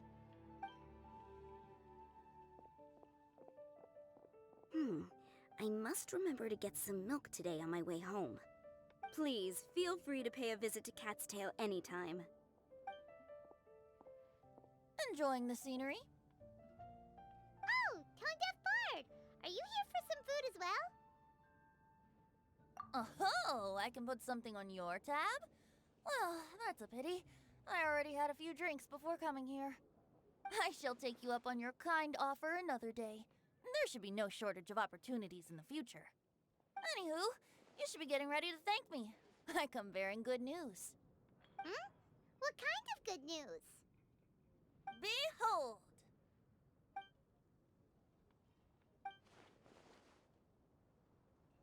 What is it? It's what you need the most right now. The answer to the prophetic puzzle. Simply head to the location marked on the map and you'll find the lantern you've been looking for. However, if I were you, I wouldn't just go and reveal the secret right away. As you've seen, a lot of people have been laboring hard to uncover the answer. A secret is like a well-aged brew. The aroma from the bottle is sweetest when revealed in the company of friends. Then it's settled. I'll leave you to your business for now. Feel free to find me for a chat again once you're done working through the prophecy. Also, if you have some time, we could organize another fast-track love poem class. Oh, you're starting that up again? I sure am. Nobody else has signed up this year, though, so the duty to learn falls on you. Anyway, see you later. Venti always looks so relaxed whenever we run into him. Paimon can't help but be jealous. Excuse me, if you don't mind, could I chat with you for a moment? Oh? Who are you? You may call me Scarlet. Just like you, I'm a traveler visiting Mondstadt from another land. Mind if I buy you a drink? Leaving the door open for another time, I see. I can tell that you've dealt with a lot of people during your travels. You can tell? Well, we are very experienced adventurers after all. I can. That's why I tried to strike up a conversation with you in the first place. I was on my way to go shopping earlier when I overheard your conversation next to the crafting bench. From what I could gather, you are trying to investigate a bizarre prophecy? Yep, bizarre is definitely the word. Don't you think it sounds just like the kind of story that would happen in Mondstadt? Anyway, that's why I wanted to ask you a favor. If and when you manage to unravel the answer to the prophecy, could you let me know what it is? Not so much the prophecy itself, but Mondstadt as a nation. That's what I'm interested in.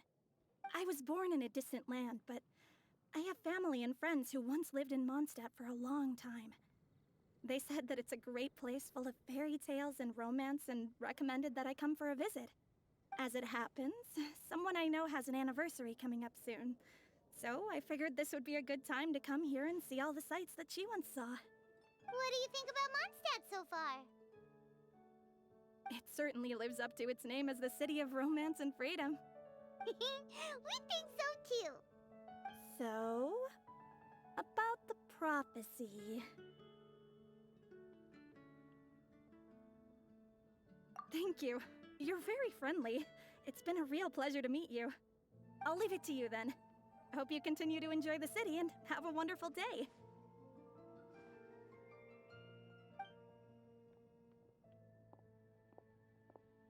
She definitely isn't dressed like a local, huh? Where do you think her hometown could be? Please find me a flower that is not of this world, and a guide who will never get lost. Find me one who would never lie, as well as a legend that never ends.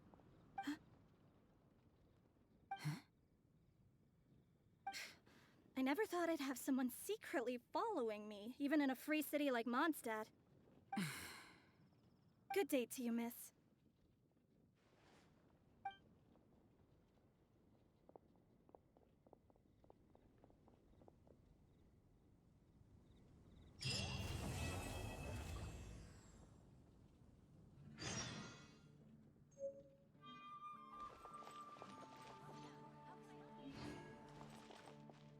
It's been getting quite busy recently.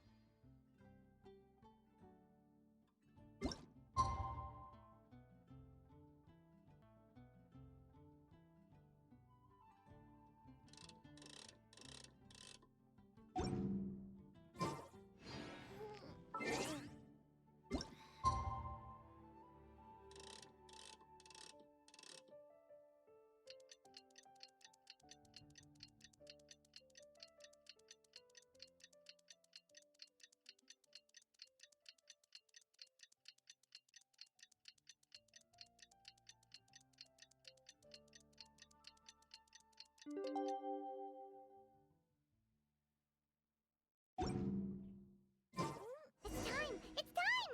Let's go meet Sucrose and Kale at the crafting bench!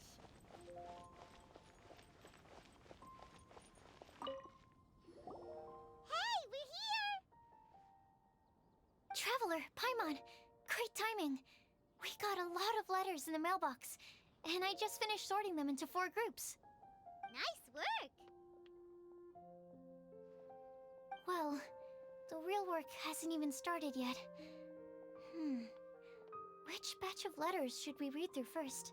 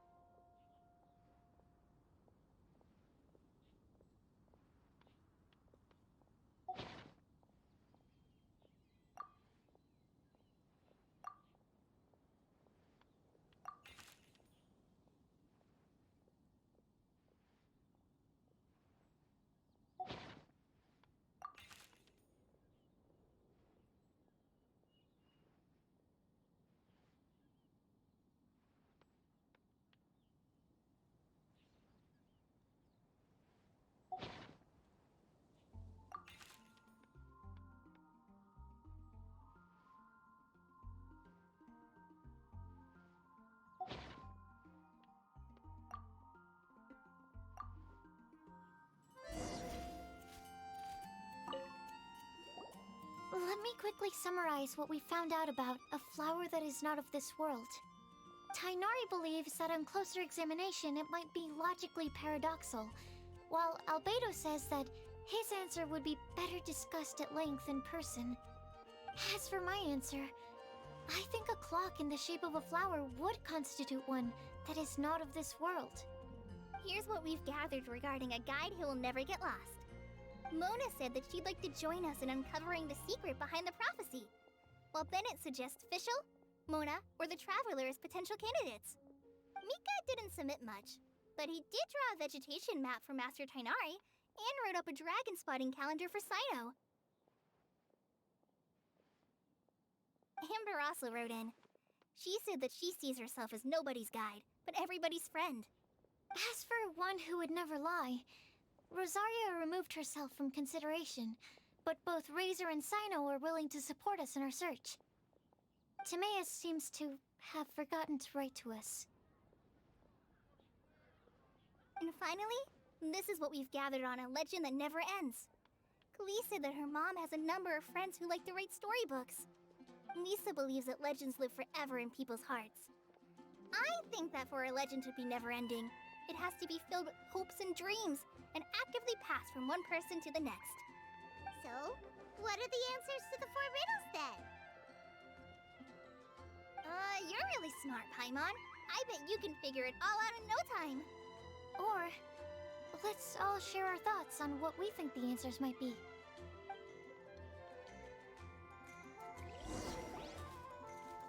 Wait! Wait for me! Oh, Timaeus! What brings you here? I'm sorry, I really am. The time just got away from me and I didn't get around to writing that letter. However, I'm happy to announce that I think I can be the one who would never lie. Huh? This is kinda sudden.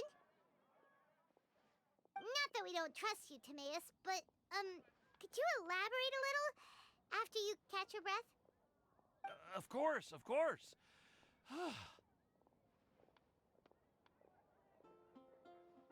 Do you still remember the time I, collaborated with a certain Miss Ying-R? Well, basically, she helped me out a lot with my research into potion making once, and, well, we've stayed in touch through letters ever since. Wait, so Ying-R is the girl from Lila that Sucrose mentioned earlier? We always assumed you were hard at work every time we saw you at the crafting bench. So you've just been writing letters to Ying-R the whole time? No, I mean, not all the time. I've done some work too. And anyway, our correspondence covers a lot of serious topics, like perfumes, potions, alchemy. Anyway, a few months ago, I made a vow to the heavens that I will be true to myself and never utter an insincere word until the day that I've managed to win Miss Ying-R's heart. So, at Star Snatch Cliff, you were picking Cecilia's as a gift for Ying-R? Well, that's right. The Cecilia flower is said to represent a once wayward heart transformed by the power of love. I couldn't think of a better flower to give than that. I know full well that Miss Ying-R is far more knowledgeable than I in both the ways of the world and the ways of our craft, but I thought I should make the effort for once and put myself out there. Which brings me to the subject of the last few days and the Windbloom Festival. I thought it was time for me to invite Miss Ying-R to Mondstadt. But yesterday, Albedo told me that Sucrose has been working hard to help another girl achieve her dream. Huh?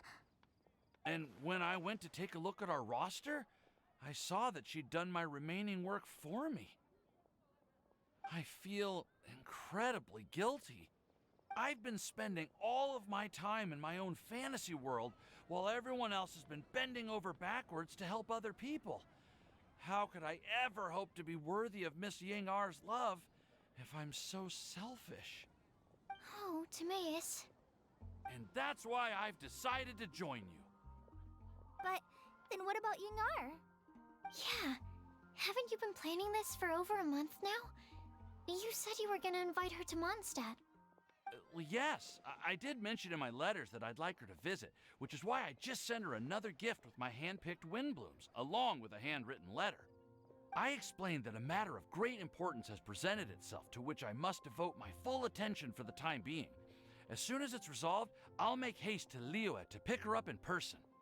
I made sure to package the gift and letter with the greatest care. All I can do now is hope that she'll understand.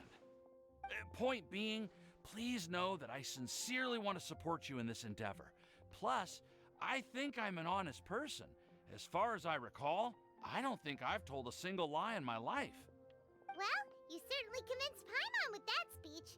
Don't worry, Timaeus. We won't let your determination go to waste. Thank you, Timaeus. Ah, thank you, everyone. I promise to do everything I can to help. Okay, so it looks like we found our one who would never lie. Great! Let's keep it up. On to the other three.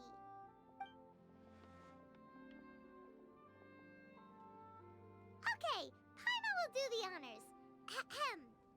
We have with us here the flower, the guide, the legend, and Timaeus. Huh? Why did you only say Timaeus' name? You should say my name, too. All right. We also have Klee. That's me! With Klee here, this all somehow feels like we're getting ready for a field trip. There's nothing wrong with a more relaxed atmosphere, is there? Of course. We will soon see if my hypothesis has any merit. Actually, I'm still feeling a little nervous. Me too. But weren't you all fired up just a moment ago? Yeah, you're right. Okay, let's do this. Actually, I'm a little worried too. Deep breaths. Deep breaths. I know what you're feeling. Saying anything becomes so much harder when there are so many people watching. Well, does anyone know the exact location of where we're headed, or should I do a reading on my scry glass? According to the prophecy, once we figured out the answer, we should test it at the Lantern of Utmost Joy. Wait, but where is this lantern? Oh, we know something about that. What?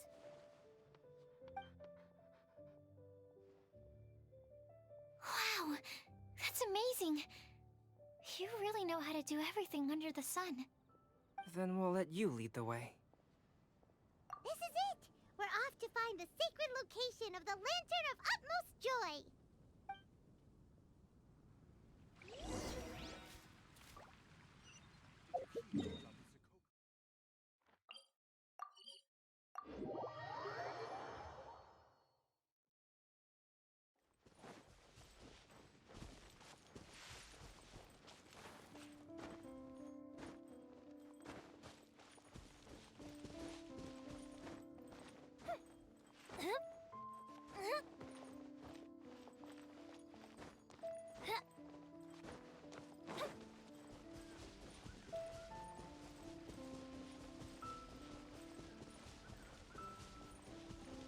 According to the map, it should be somewhere around here. Let me take a look. Oh.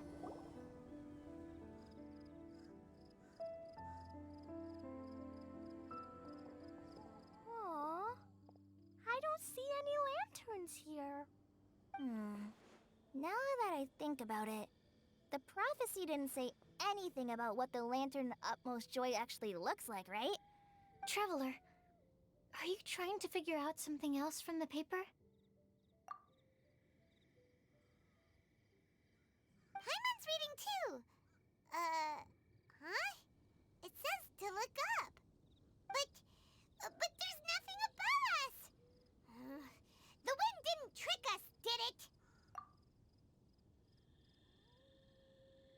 Place the squirrel on the back of the pointy-eared cat, and a pious puppy will open the doors to show you the way. Huh. Paimon read the whole thing out loud, but nothing's happening. Look! The wind is blowing! What a strong wind current. Let's ride it up and see where it leads us. Huh? We'll have to fly up there? Can someone carry me with them? Here.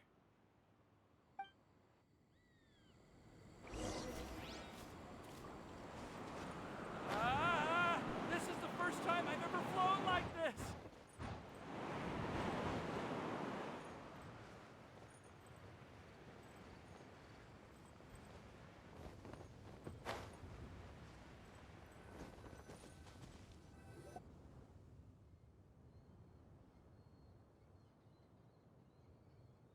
How did this little island get up here in the sky?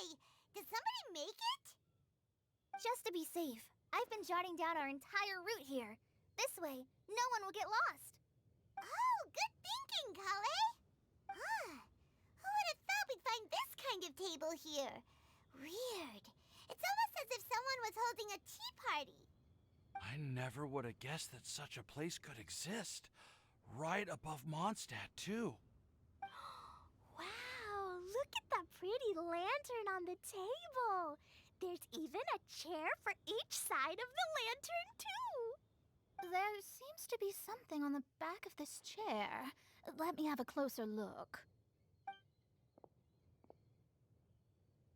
Take your seat, present your answers, and you shall reach enlightenment. Well, as far as instructions go, I guess that's simple enough. So we just need to do as it says, right? Wait a second. Huh? What is it, Albedo? We'd better make sure this place is safe before taking our seats. Everyone, please stay clear for a moment. Well, all our questions and doubts aside, the scenery here is pretty amazing. It'd be impossible to feel stressed here. How is everything, Albedo? Everything seems to be fine. I didn't find any traps or suspicious mechanisms, but I also couldn't find any overt destructive devices. Huh? What do you mean? Well, it seems that wrong answers won't have any catastrophic consequences. Looks like we'll have to sit on these chairs and fulfill the prophecy. Everyone, I would like to suggest that we try some risky answers on our first attempt. Let's reserve our most confident answers for the second round. That sounds kind of smart. But why? I get what he means. If we do as he says, then we may be able to figure out how the puzzle works. I see. That makes a lot of sense. Mona, is there something wrong? You're not looking too good. Oh, are you hungry? I brought some snacks. Thank you for offering, Klee, but that's not quite it. While Albedo was checking just now, I gave my scryglass a spin hoping to find some information. But there's a strange aura to this place. It's almost as if someone has been staring at me as soon as we stepped foot in here. But if nothing here has actually been physically tampered with, then no. Could that person be? What do you mean, Mona? Who could it be? Never mind. It's not like I've got any proof. Don't leave us on the edge like this, Mona. I'll just do what Albedo said. Yes, let's test the hypothesis together, Klee.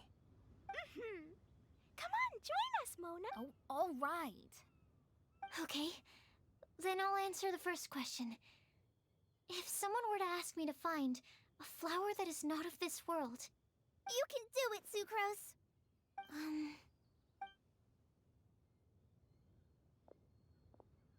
Then I would fetch a tetragenic sweet flower.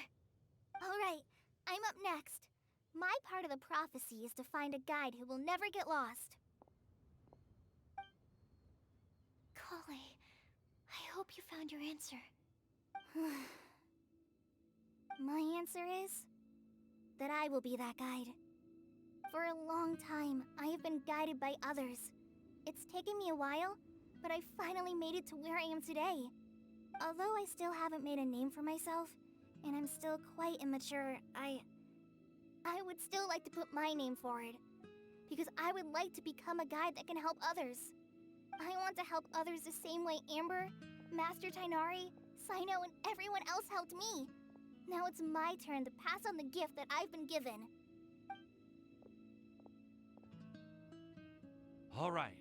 It's up to me to answer the third part. I'll submit myself as one who would never lie. Although I've never really had any other virtues or talents, I'm confident that I've always been an honest person. I'd like to thank everyone, too, for giving me this opportunity to validate myself. And last but not least, I will answer the final part of the prophecy. There's no tale more befitting the title of a legend that never ends than our fates as human beings. Wait! The lantern just lit up! Whoa! All four sides of the lantern are glowing! Huh? But... Kale, could I ask you to stand up for a second? Oh, alright. Huh? What's going on? Why is it lighting up regardless of who's sitting in the chair? Didn't it say we have to answer all the questions correctly? It's pretty clear now, isn't it? We've just proven that there is no right answer for this prophecy. No right answer? But how could that be? Although the instructions had come from an old and enigmatic prophecy, it is in fact nothing like the ancient mechanism that we had all imagined it to be. I believe the lantern only serves as a simple signal. And to think, I never expected you to actually find this place. What? There's someone else here? We meet again, traveler. Hey! You're that Outlander we met the other day at Good Hunter! It's all thanks to you that I was able to find this place. Good thing that you were too preoccupied with the prophecy to notice someone tailing you from the shadows. Oh, is that so? Then, why do I spy yet another person following in your shadow? Wait, really? There's no need for pleasantries. You should know I'm here for you. Is it just because I'm a visitor from abroad? I was there when you snuck your way into Marjorie's place. Huh. So you had your eyes on me even then, huh? That was 2 whole weeks ago, you know.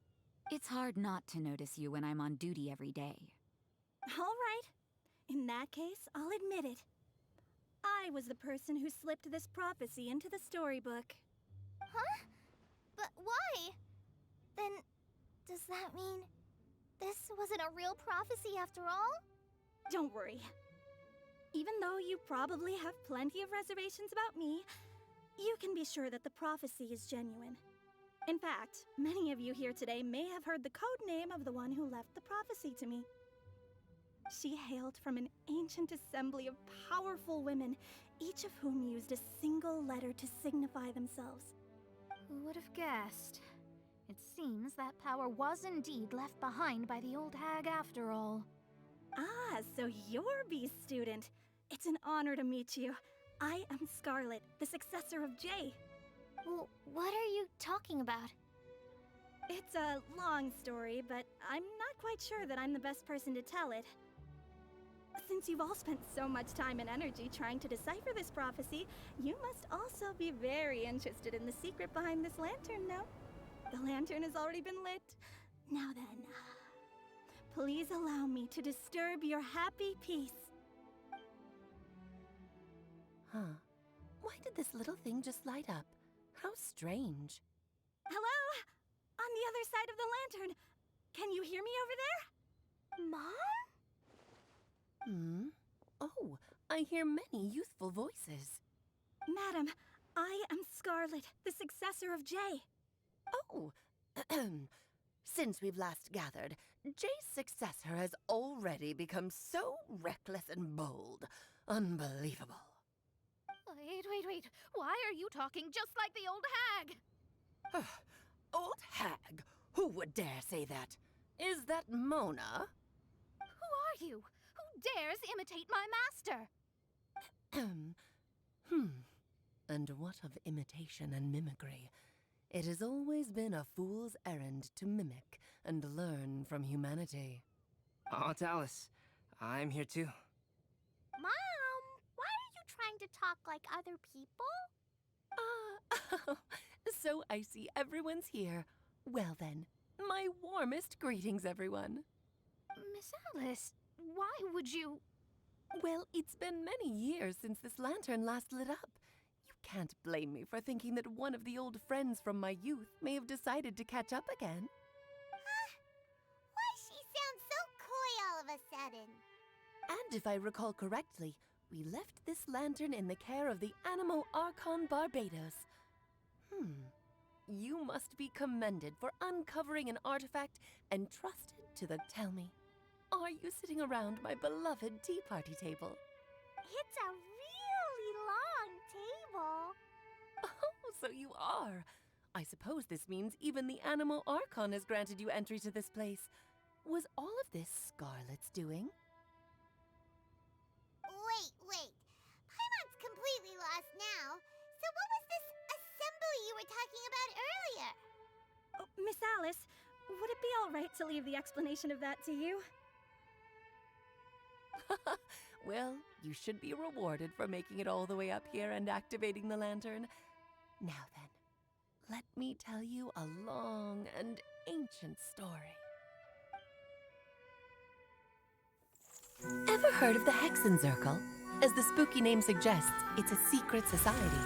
Once upon a time, it even challenged the Animo Archon himself. But he replied, "Let us make music, not war, and resolve our conflicts through song." From then on, the mages would only ever convene in the woods, in the skies, or on the edges of cliffs. At these tea parties, they discussed their stories and secrets and resolved their differences, as the tea and cakes bore witness to their pledge never to fight amongst themselves. Yesterday, I snuffed out the life of my beloved. He had grown old and was extremely sick. He loved me dearly, so I took his fate in my hands and ended his pain. I'm raising a son. Of all the children I had, he's the only one left. But I suppose that still makes me a mother. My lifespan is nothing compared to yours, so I wish to leave you with my storybook. Actually, maybe you can pass it on to your children one day. Oh, this looks interesting. Let me scry. My dear sisters, we mustn't let prophecies threaten our bonds of friendship. Even the most frightening witch was once a little girl, and growing up can be so tough. Sometimes we all need to vent our troubles to the wind. Even if the nations go to war, or the sky falls down, the mages' tea parties shall forever be held around this table.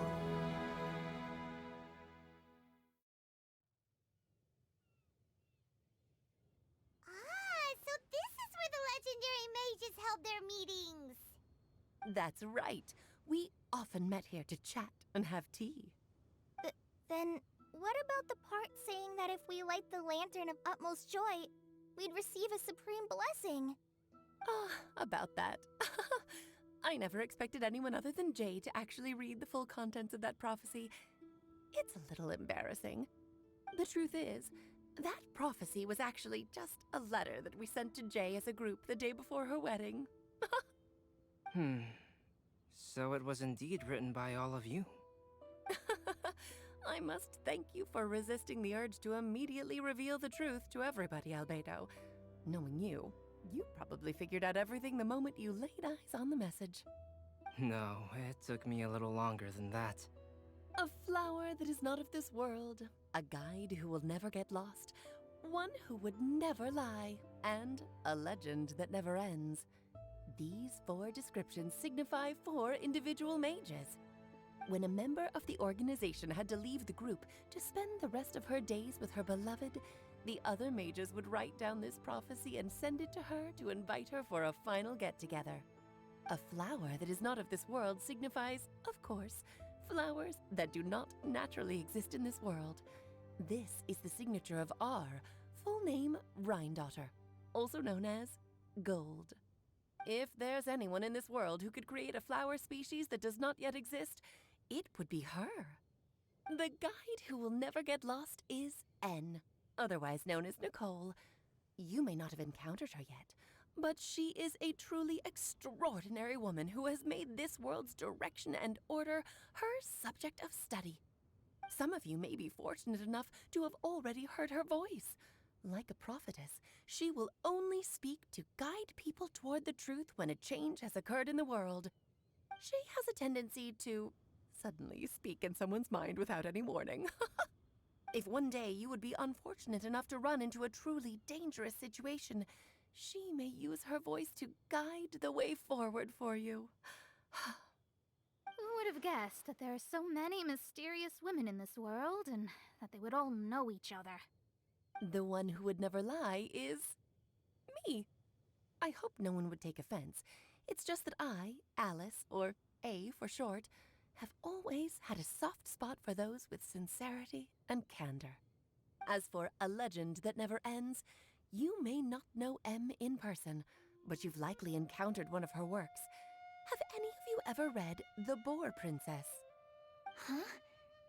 I'm pretty sure every child in Mondstadt has read that book. It's also one of my favorite stories. M was an exceptional human writer who used her prose to teach me the meaning of grief. Don't you think such a person would deserve a seat at the mage's table? Paimon's getting more and more lost. It may sound hard to believe, but I can attest to everything that Alice has said. Jay was also a mortal who aged and passed on, leaving her title to her students and followers. Alice, you've never acknowledged any of Jay's successors. It's now been centuries since the first of us took on her mantle. I've always wanted to meet you. Do you also want to become a mage? Title aside, I think I'm more interested in the meaning and purpose of the Hexen Circle. I used to think that the Hexen Circle was a group of women who could control the very fate of this world. But now, I've seen for myself that besides Jay, many other ordinary people were also among you. Do you think less of us now? No, not at all. My interest has been piqued, and I'm now even more drawn towards the idea of becoming a mage. You're right. I've never acknowledged any of Jay's successors, but you are different. You are much more fascinating than any of your predecessors. Oh, has someone finally piqued Aunt Alice's interest?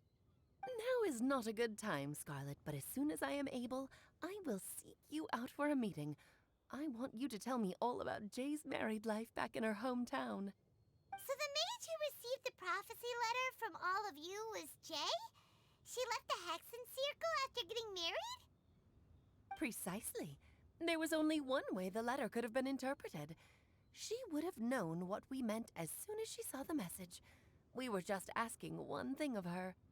Please come to see us again. Before you go and settle forever with your happiness, please come share some of it with your best friends and sisters.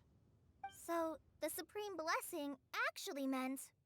All journeys are fleeting and will eventually come to an end. What will give us the most fulfillment and happiness in the end are those who will greet us at our journey's destination.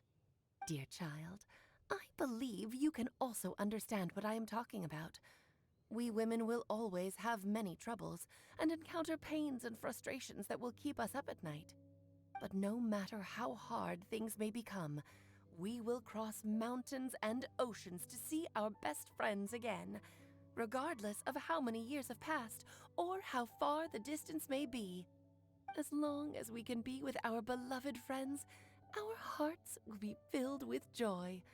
To us mages, that's what being supremely blessed is all about.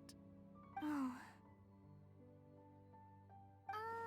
I still don't get it, but I do know that all the mages are Mom's best friends. If you ask how I see it, the Hexen Circle is just a group of ladies that I spent my youth with. Anyway, I'll introduce some of the other members to you all later. I still have a few things to attend to, so this will have to do for today. Bye, Mom! Todoko says bye, too! Goodbye, darling, and farewell to all of our other friends as well. I'm sure we'll see each other again. Oh, now that I think of it, isn't it getting close to that time of year? Yes, it's Windbloom again, Alice. It's also a special anniversary date. I'm sure you still remember. Yes, I do remember now. It was on this day many, many years ago that Jay tied the knot. Ah, just in time for the Festival of Love and Freedom. Everyone, please enjoy this year's Windbloom Festival to the fullest.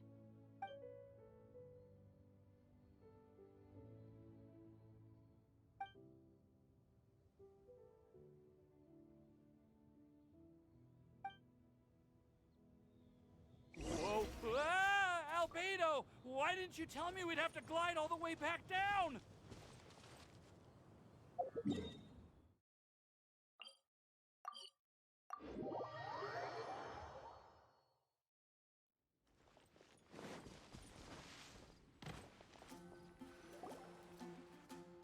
Oh. Are you okay, Timaeus? Maybe you'd feel better if you just, let it out. I'm fine, I'm fine. I'm just a little glider sick, that's all. You may want to look into getting your own gliding license when you have the time. It might prove helpful to you. Okay. Sure thing. It sounds like you've still got something on your mind. Why don't you tell us? It's nothing, really. It's just... Well, Alice's story was really interesting and romantic. I won't argue about that. But still, the whole thing wasn't quite what I was hoping for. Of course, I didn't actually expect the supreme blessing to be real, but... Don't say that. None of this was your fault, Timaeus. Honestly, it's more on me for having agreed to be the Windbloom Festival Special Ambassador. Had I not asked for everyone's help... If anything, it should be my fault for finding that prophecy. Oh, no, no, no. I didn't mean to blame the two of you either. I just feel like this whole adventure didn't really end on a high note, and we also didn't really get anything out of it. But I'd say we still learned something new. Well, that aside, Timaeus, you still need to go to Liyue to apologize to Yingar, right? Do you want Kale and I to accompany you? Oh, Miss Yingar. Well, I mean, I just really don't want her to get mad at me. Now that I've come back to my senses, I really don't know what I should do. Hey, you three? You may want to look over there. Huh? Miss Yingar? Oh, so that's Miss Yingar? I've never met her before. Yep, that's her. And she actually came all the way to Mondstadt. I am so sorry, Miss Yingar. But how did you... I mean... Are you so happy just to see me? Of course I am. I'm so happy that, I don't, sorry, I don't know what to say. I was ready to give you a harsh scolding, but now that I've seen you like this, I suppose I could let you off the hook this time. You said you couldn't come to pick me up because of a very important matter, right? Well then, of course I had to come and find you instead. Should we go see how they're doing? I wouldn't. You'll get hit by a forest boar if you interrupt a couple's romantic conversation. Oh, really? We'll just leave them alone then.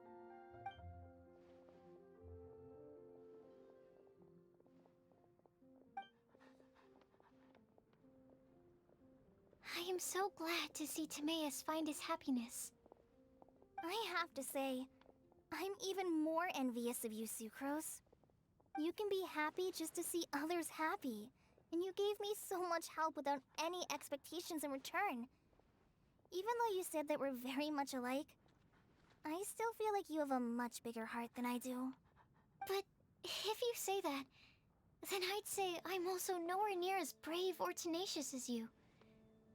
I guess we have the same amount of positive qualities. They're just spread over different parts of our personalities. I've never visited Sumeru, or made many friends from outside of Mondstadt. I'm happy just to have met and become your friend. Maybe I'll get shy and flustered when I meet other people I don't know in the future. But that's okay too. Since we are so alike, you probably get what I'm trying to say. You just need to believe that all of your issues aren't really issues at all. But isn't it too late now for me to learn to accept myself? Well... Do you know anything about the blooming cycles of Cecilius? I may have read about that in a book before. That's a topic that my parents used to talk about back when they were still dating. Surprising, right? To think that people would talk about that while on a date. My mom brought it up at dinner one time last month. She called my dad the most boring man she knew, and said that he even turned up late to a date once, all with a smile on her face. But she also said that learning is just another part of life. It's never too late to start something, as long as you recognize that it's something good for you to do. Why don't you give it a try, Kale? Okay, I'll try my best. They're really having a great conversation. Paimon can't even find a moment to join in. I nearly forgot. This is for you. This texture. Are these seeds? Yep. I believe I mentioned my sweet flower research to you before. These are the seeds of the sweet flower cultivars that I've worked on. It's nothing too special, but they're the best cultivars that I've made. So, I really hope that you'll like them. They're super sweet and easy to grow and keep. I'm also submitting them as my Windblooms for this year.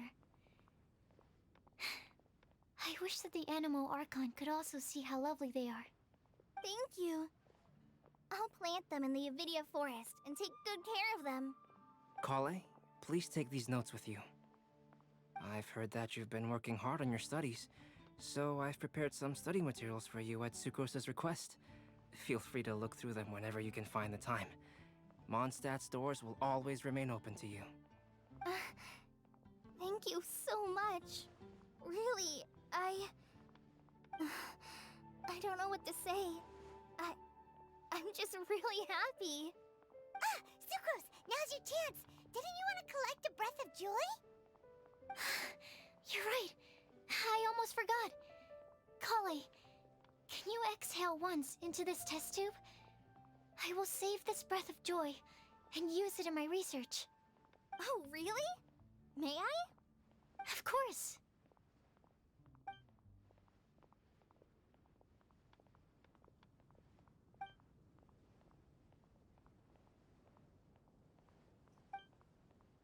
Huh? What was that? It was like a little cloud of happiness, but now it flew away. Well, luckily, there's still some breath left in the test tube. I'll seal it up for now. I'll keep working on it and let you know as soon as I have any breakthroughs in my research. Yeah, you can write to me. I'll be sure to respond as soon as I receive your letter. Oh, it looks like you found a new pen pal. Master Trinari! Sino! If your friendship was forged in a test tube, does that make you test friends forever? That's it. I think you've ruined Sumeru's reputation in Mondstadt beyond all hope of repair. All that matters is that I've enjoyed Mondstadt immensely. The dragon here possesses a majestic form. Oh, that reminds me. Traveler, this card back is for you. Sino wanted you to have one for yourself. If I had to guess, I'd say he probably wants you to use it if you challenge him to a duel. I'm a master of the game. Do you dare challenge me? Can you believe this guy? Huh. Let's knock him off his high horse. Wait! I've got something to give you, too. Huh? Kale has a gift for us? Yeah! I figured I should follow local Mondstadt customs and prepared a few small things themed after the Windbloom Festival. I made these bookmarks from Sumeru roses at the hotel. I want to give them to Amber, Master Tainari, and Sino. During Windbloom, Mondstadters offer flowers to the people most important to them. You three are family to me. But Tainari said that we're not anything like an academic family. He wouldn't write joint papers with us.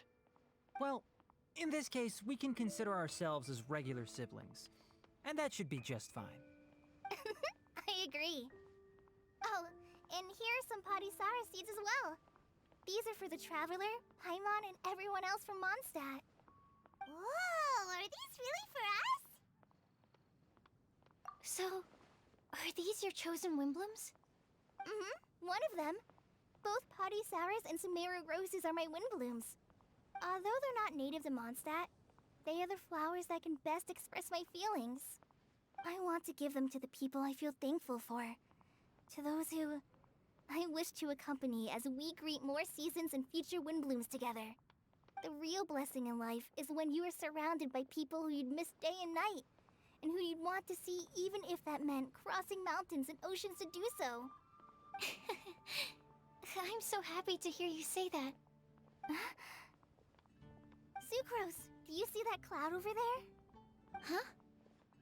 Doesn't it look just like your test tube?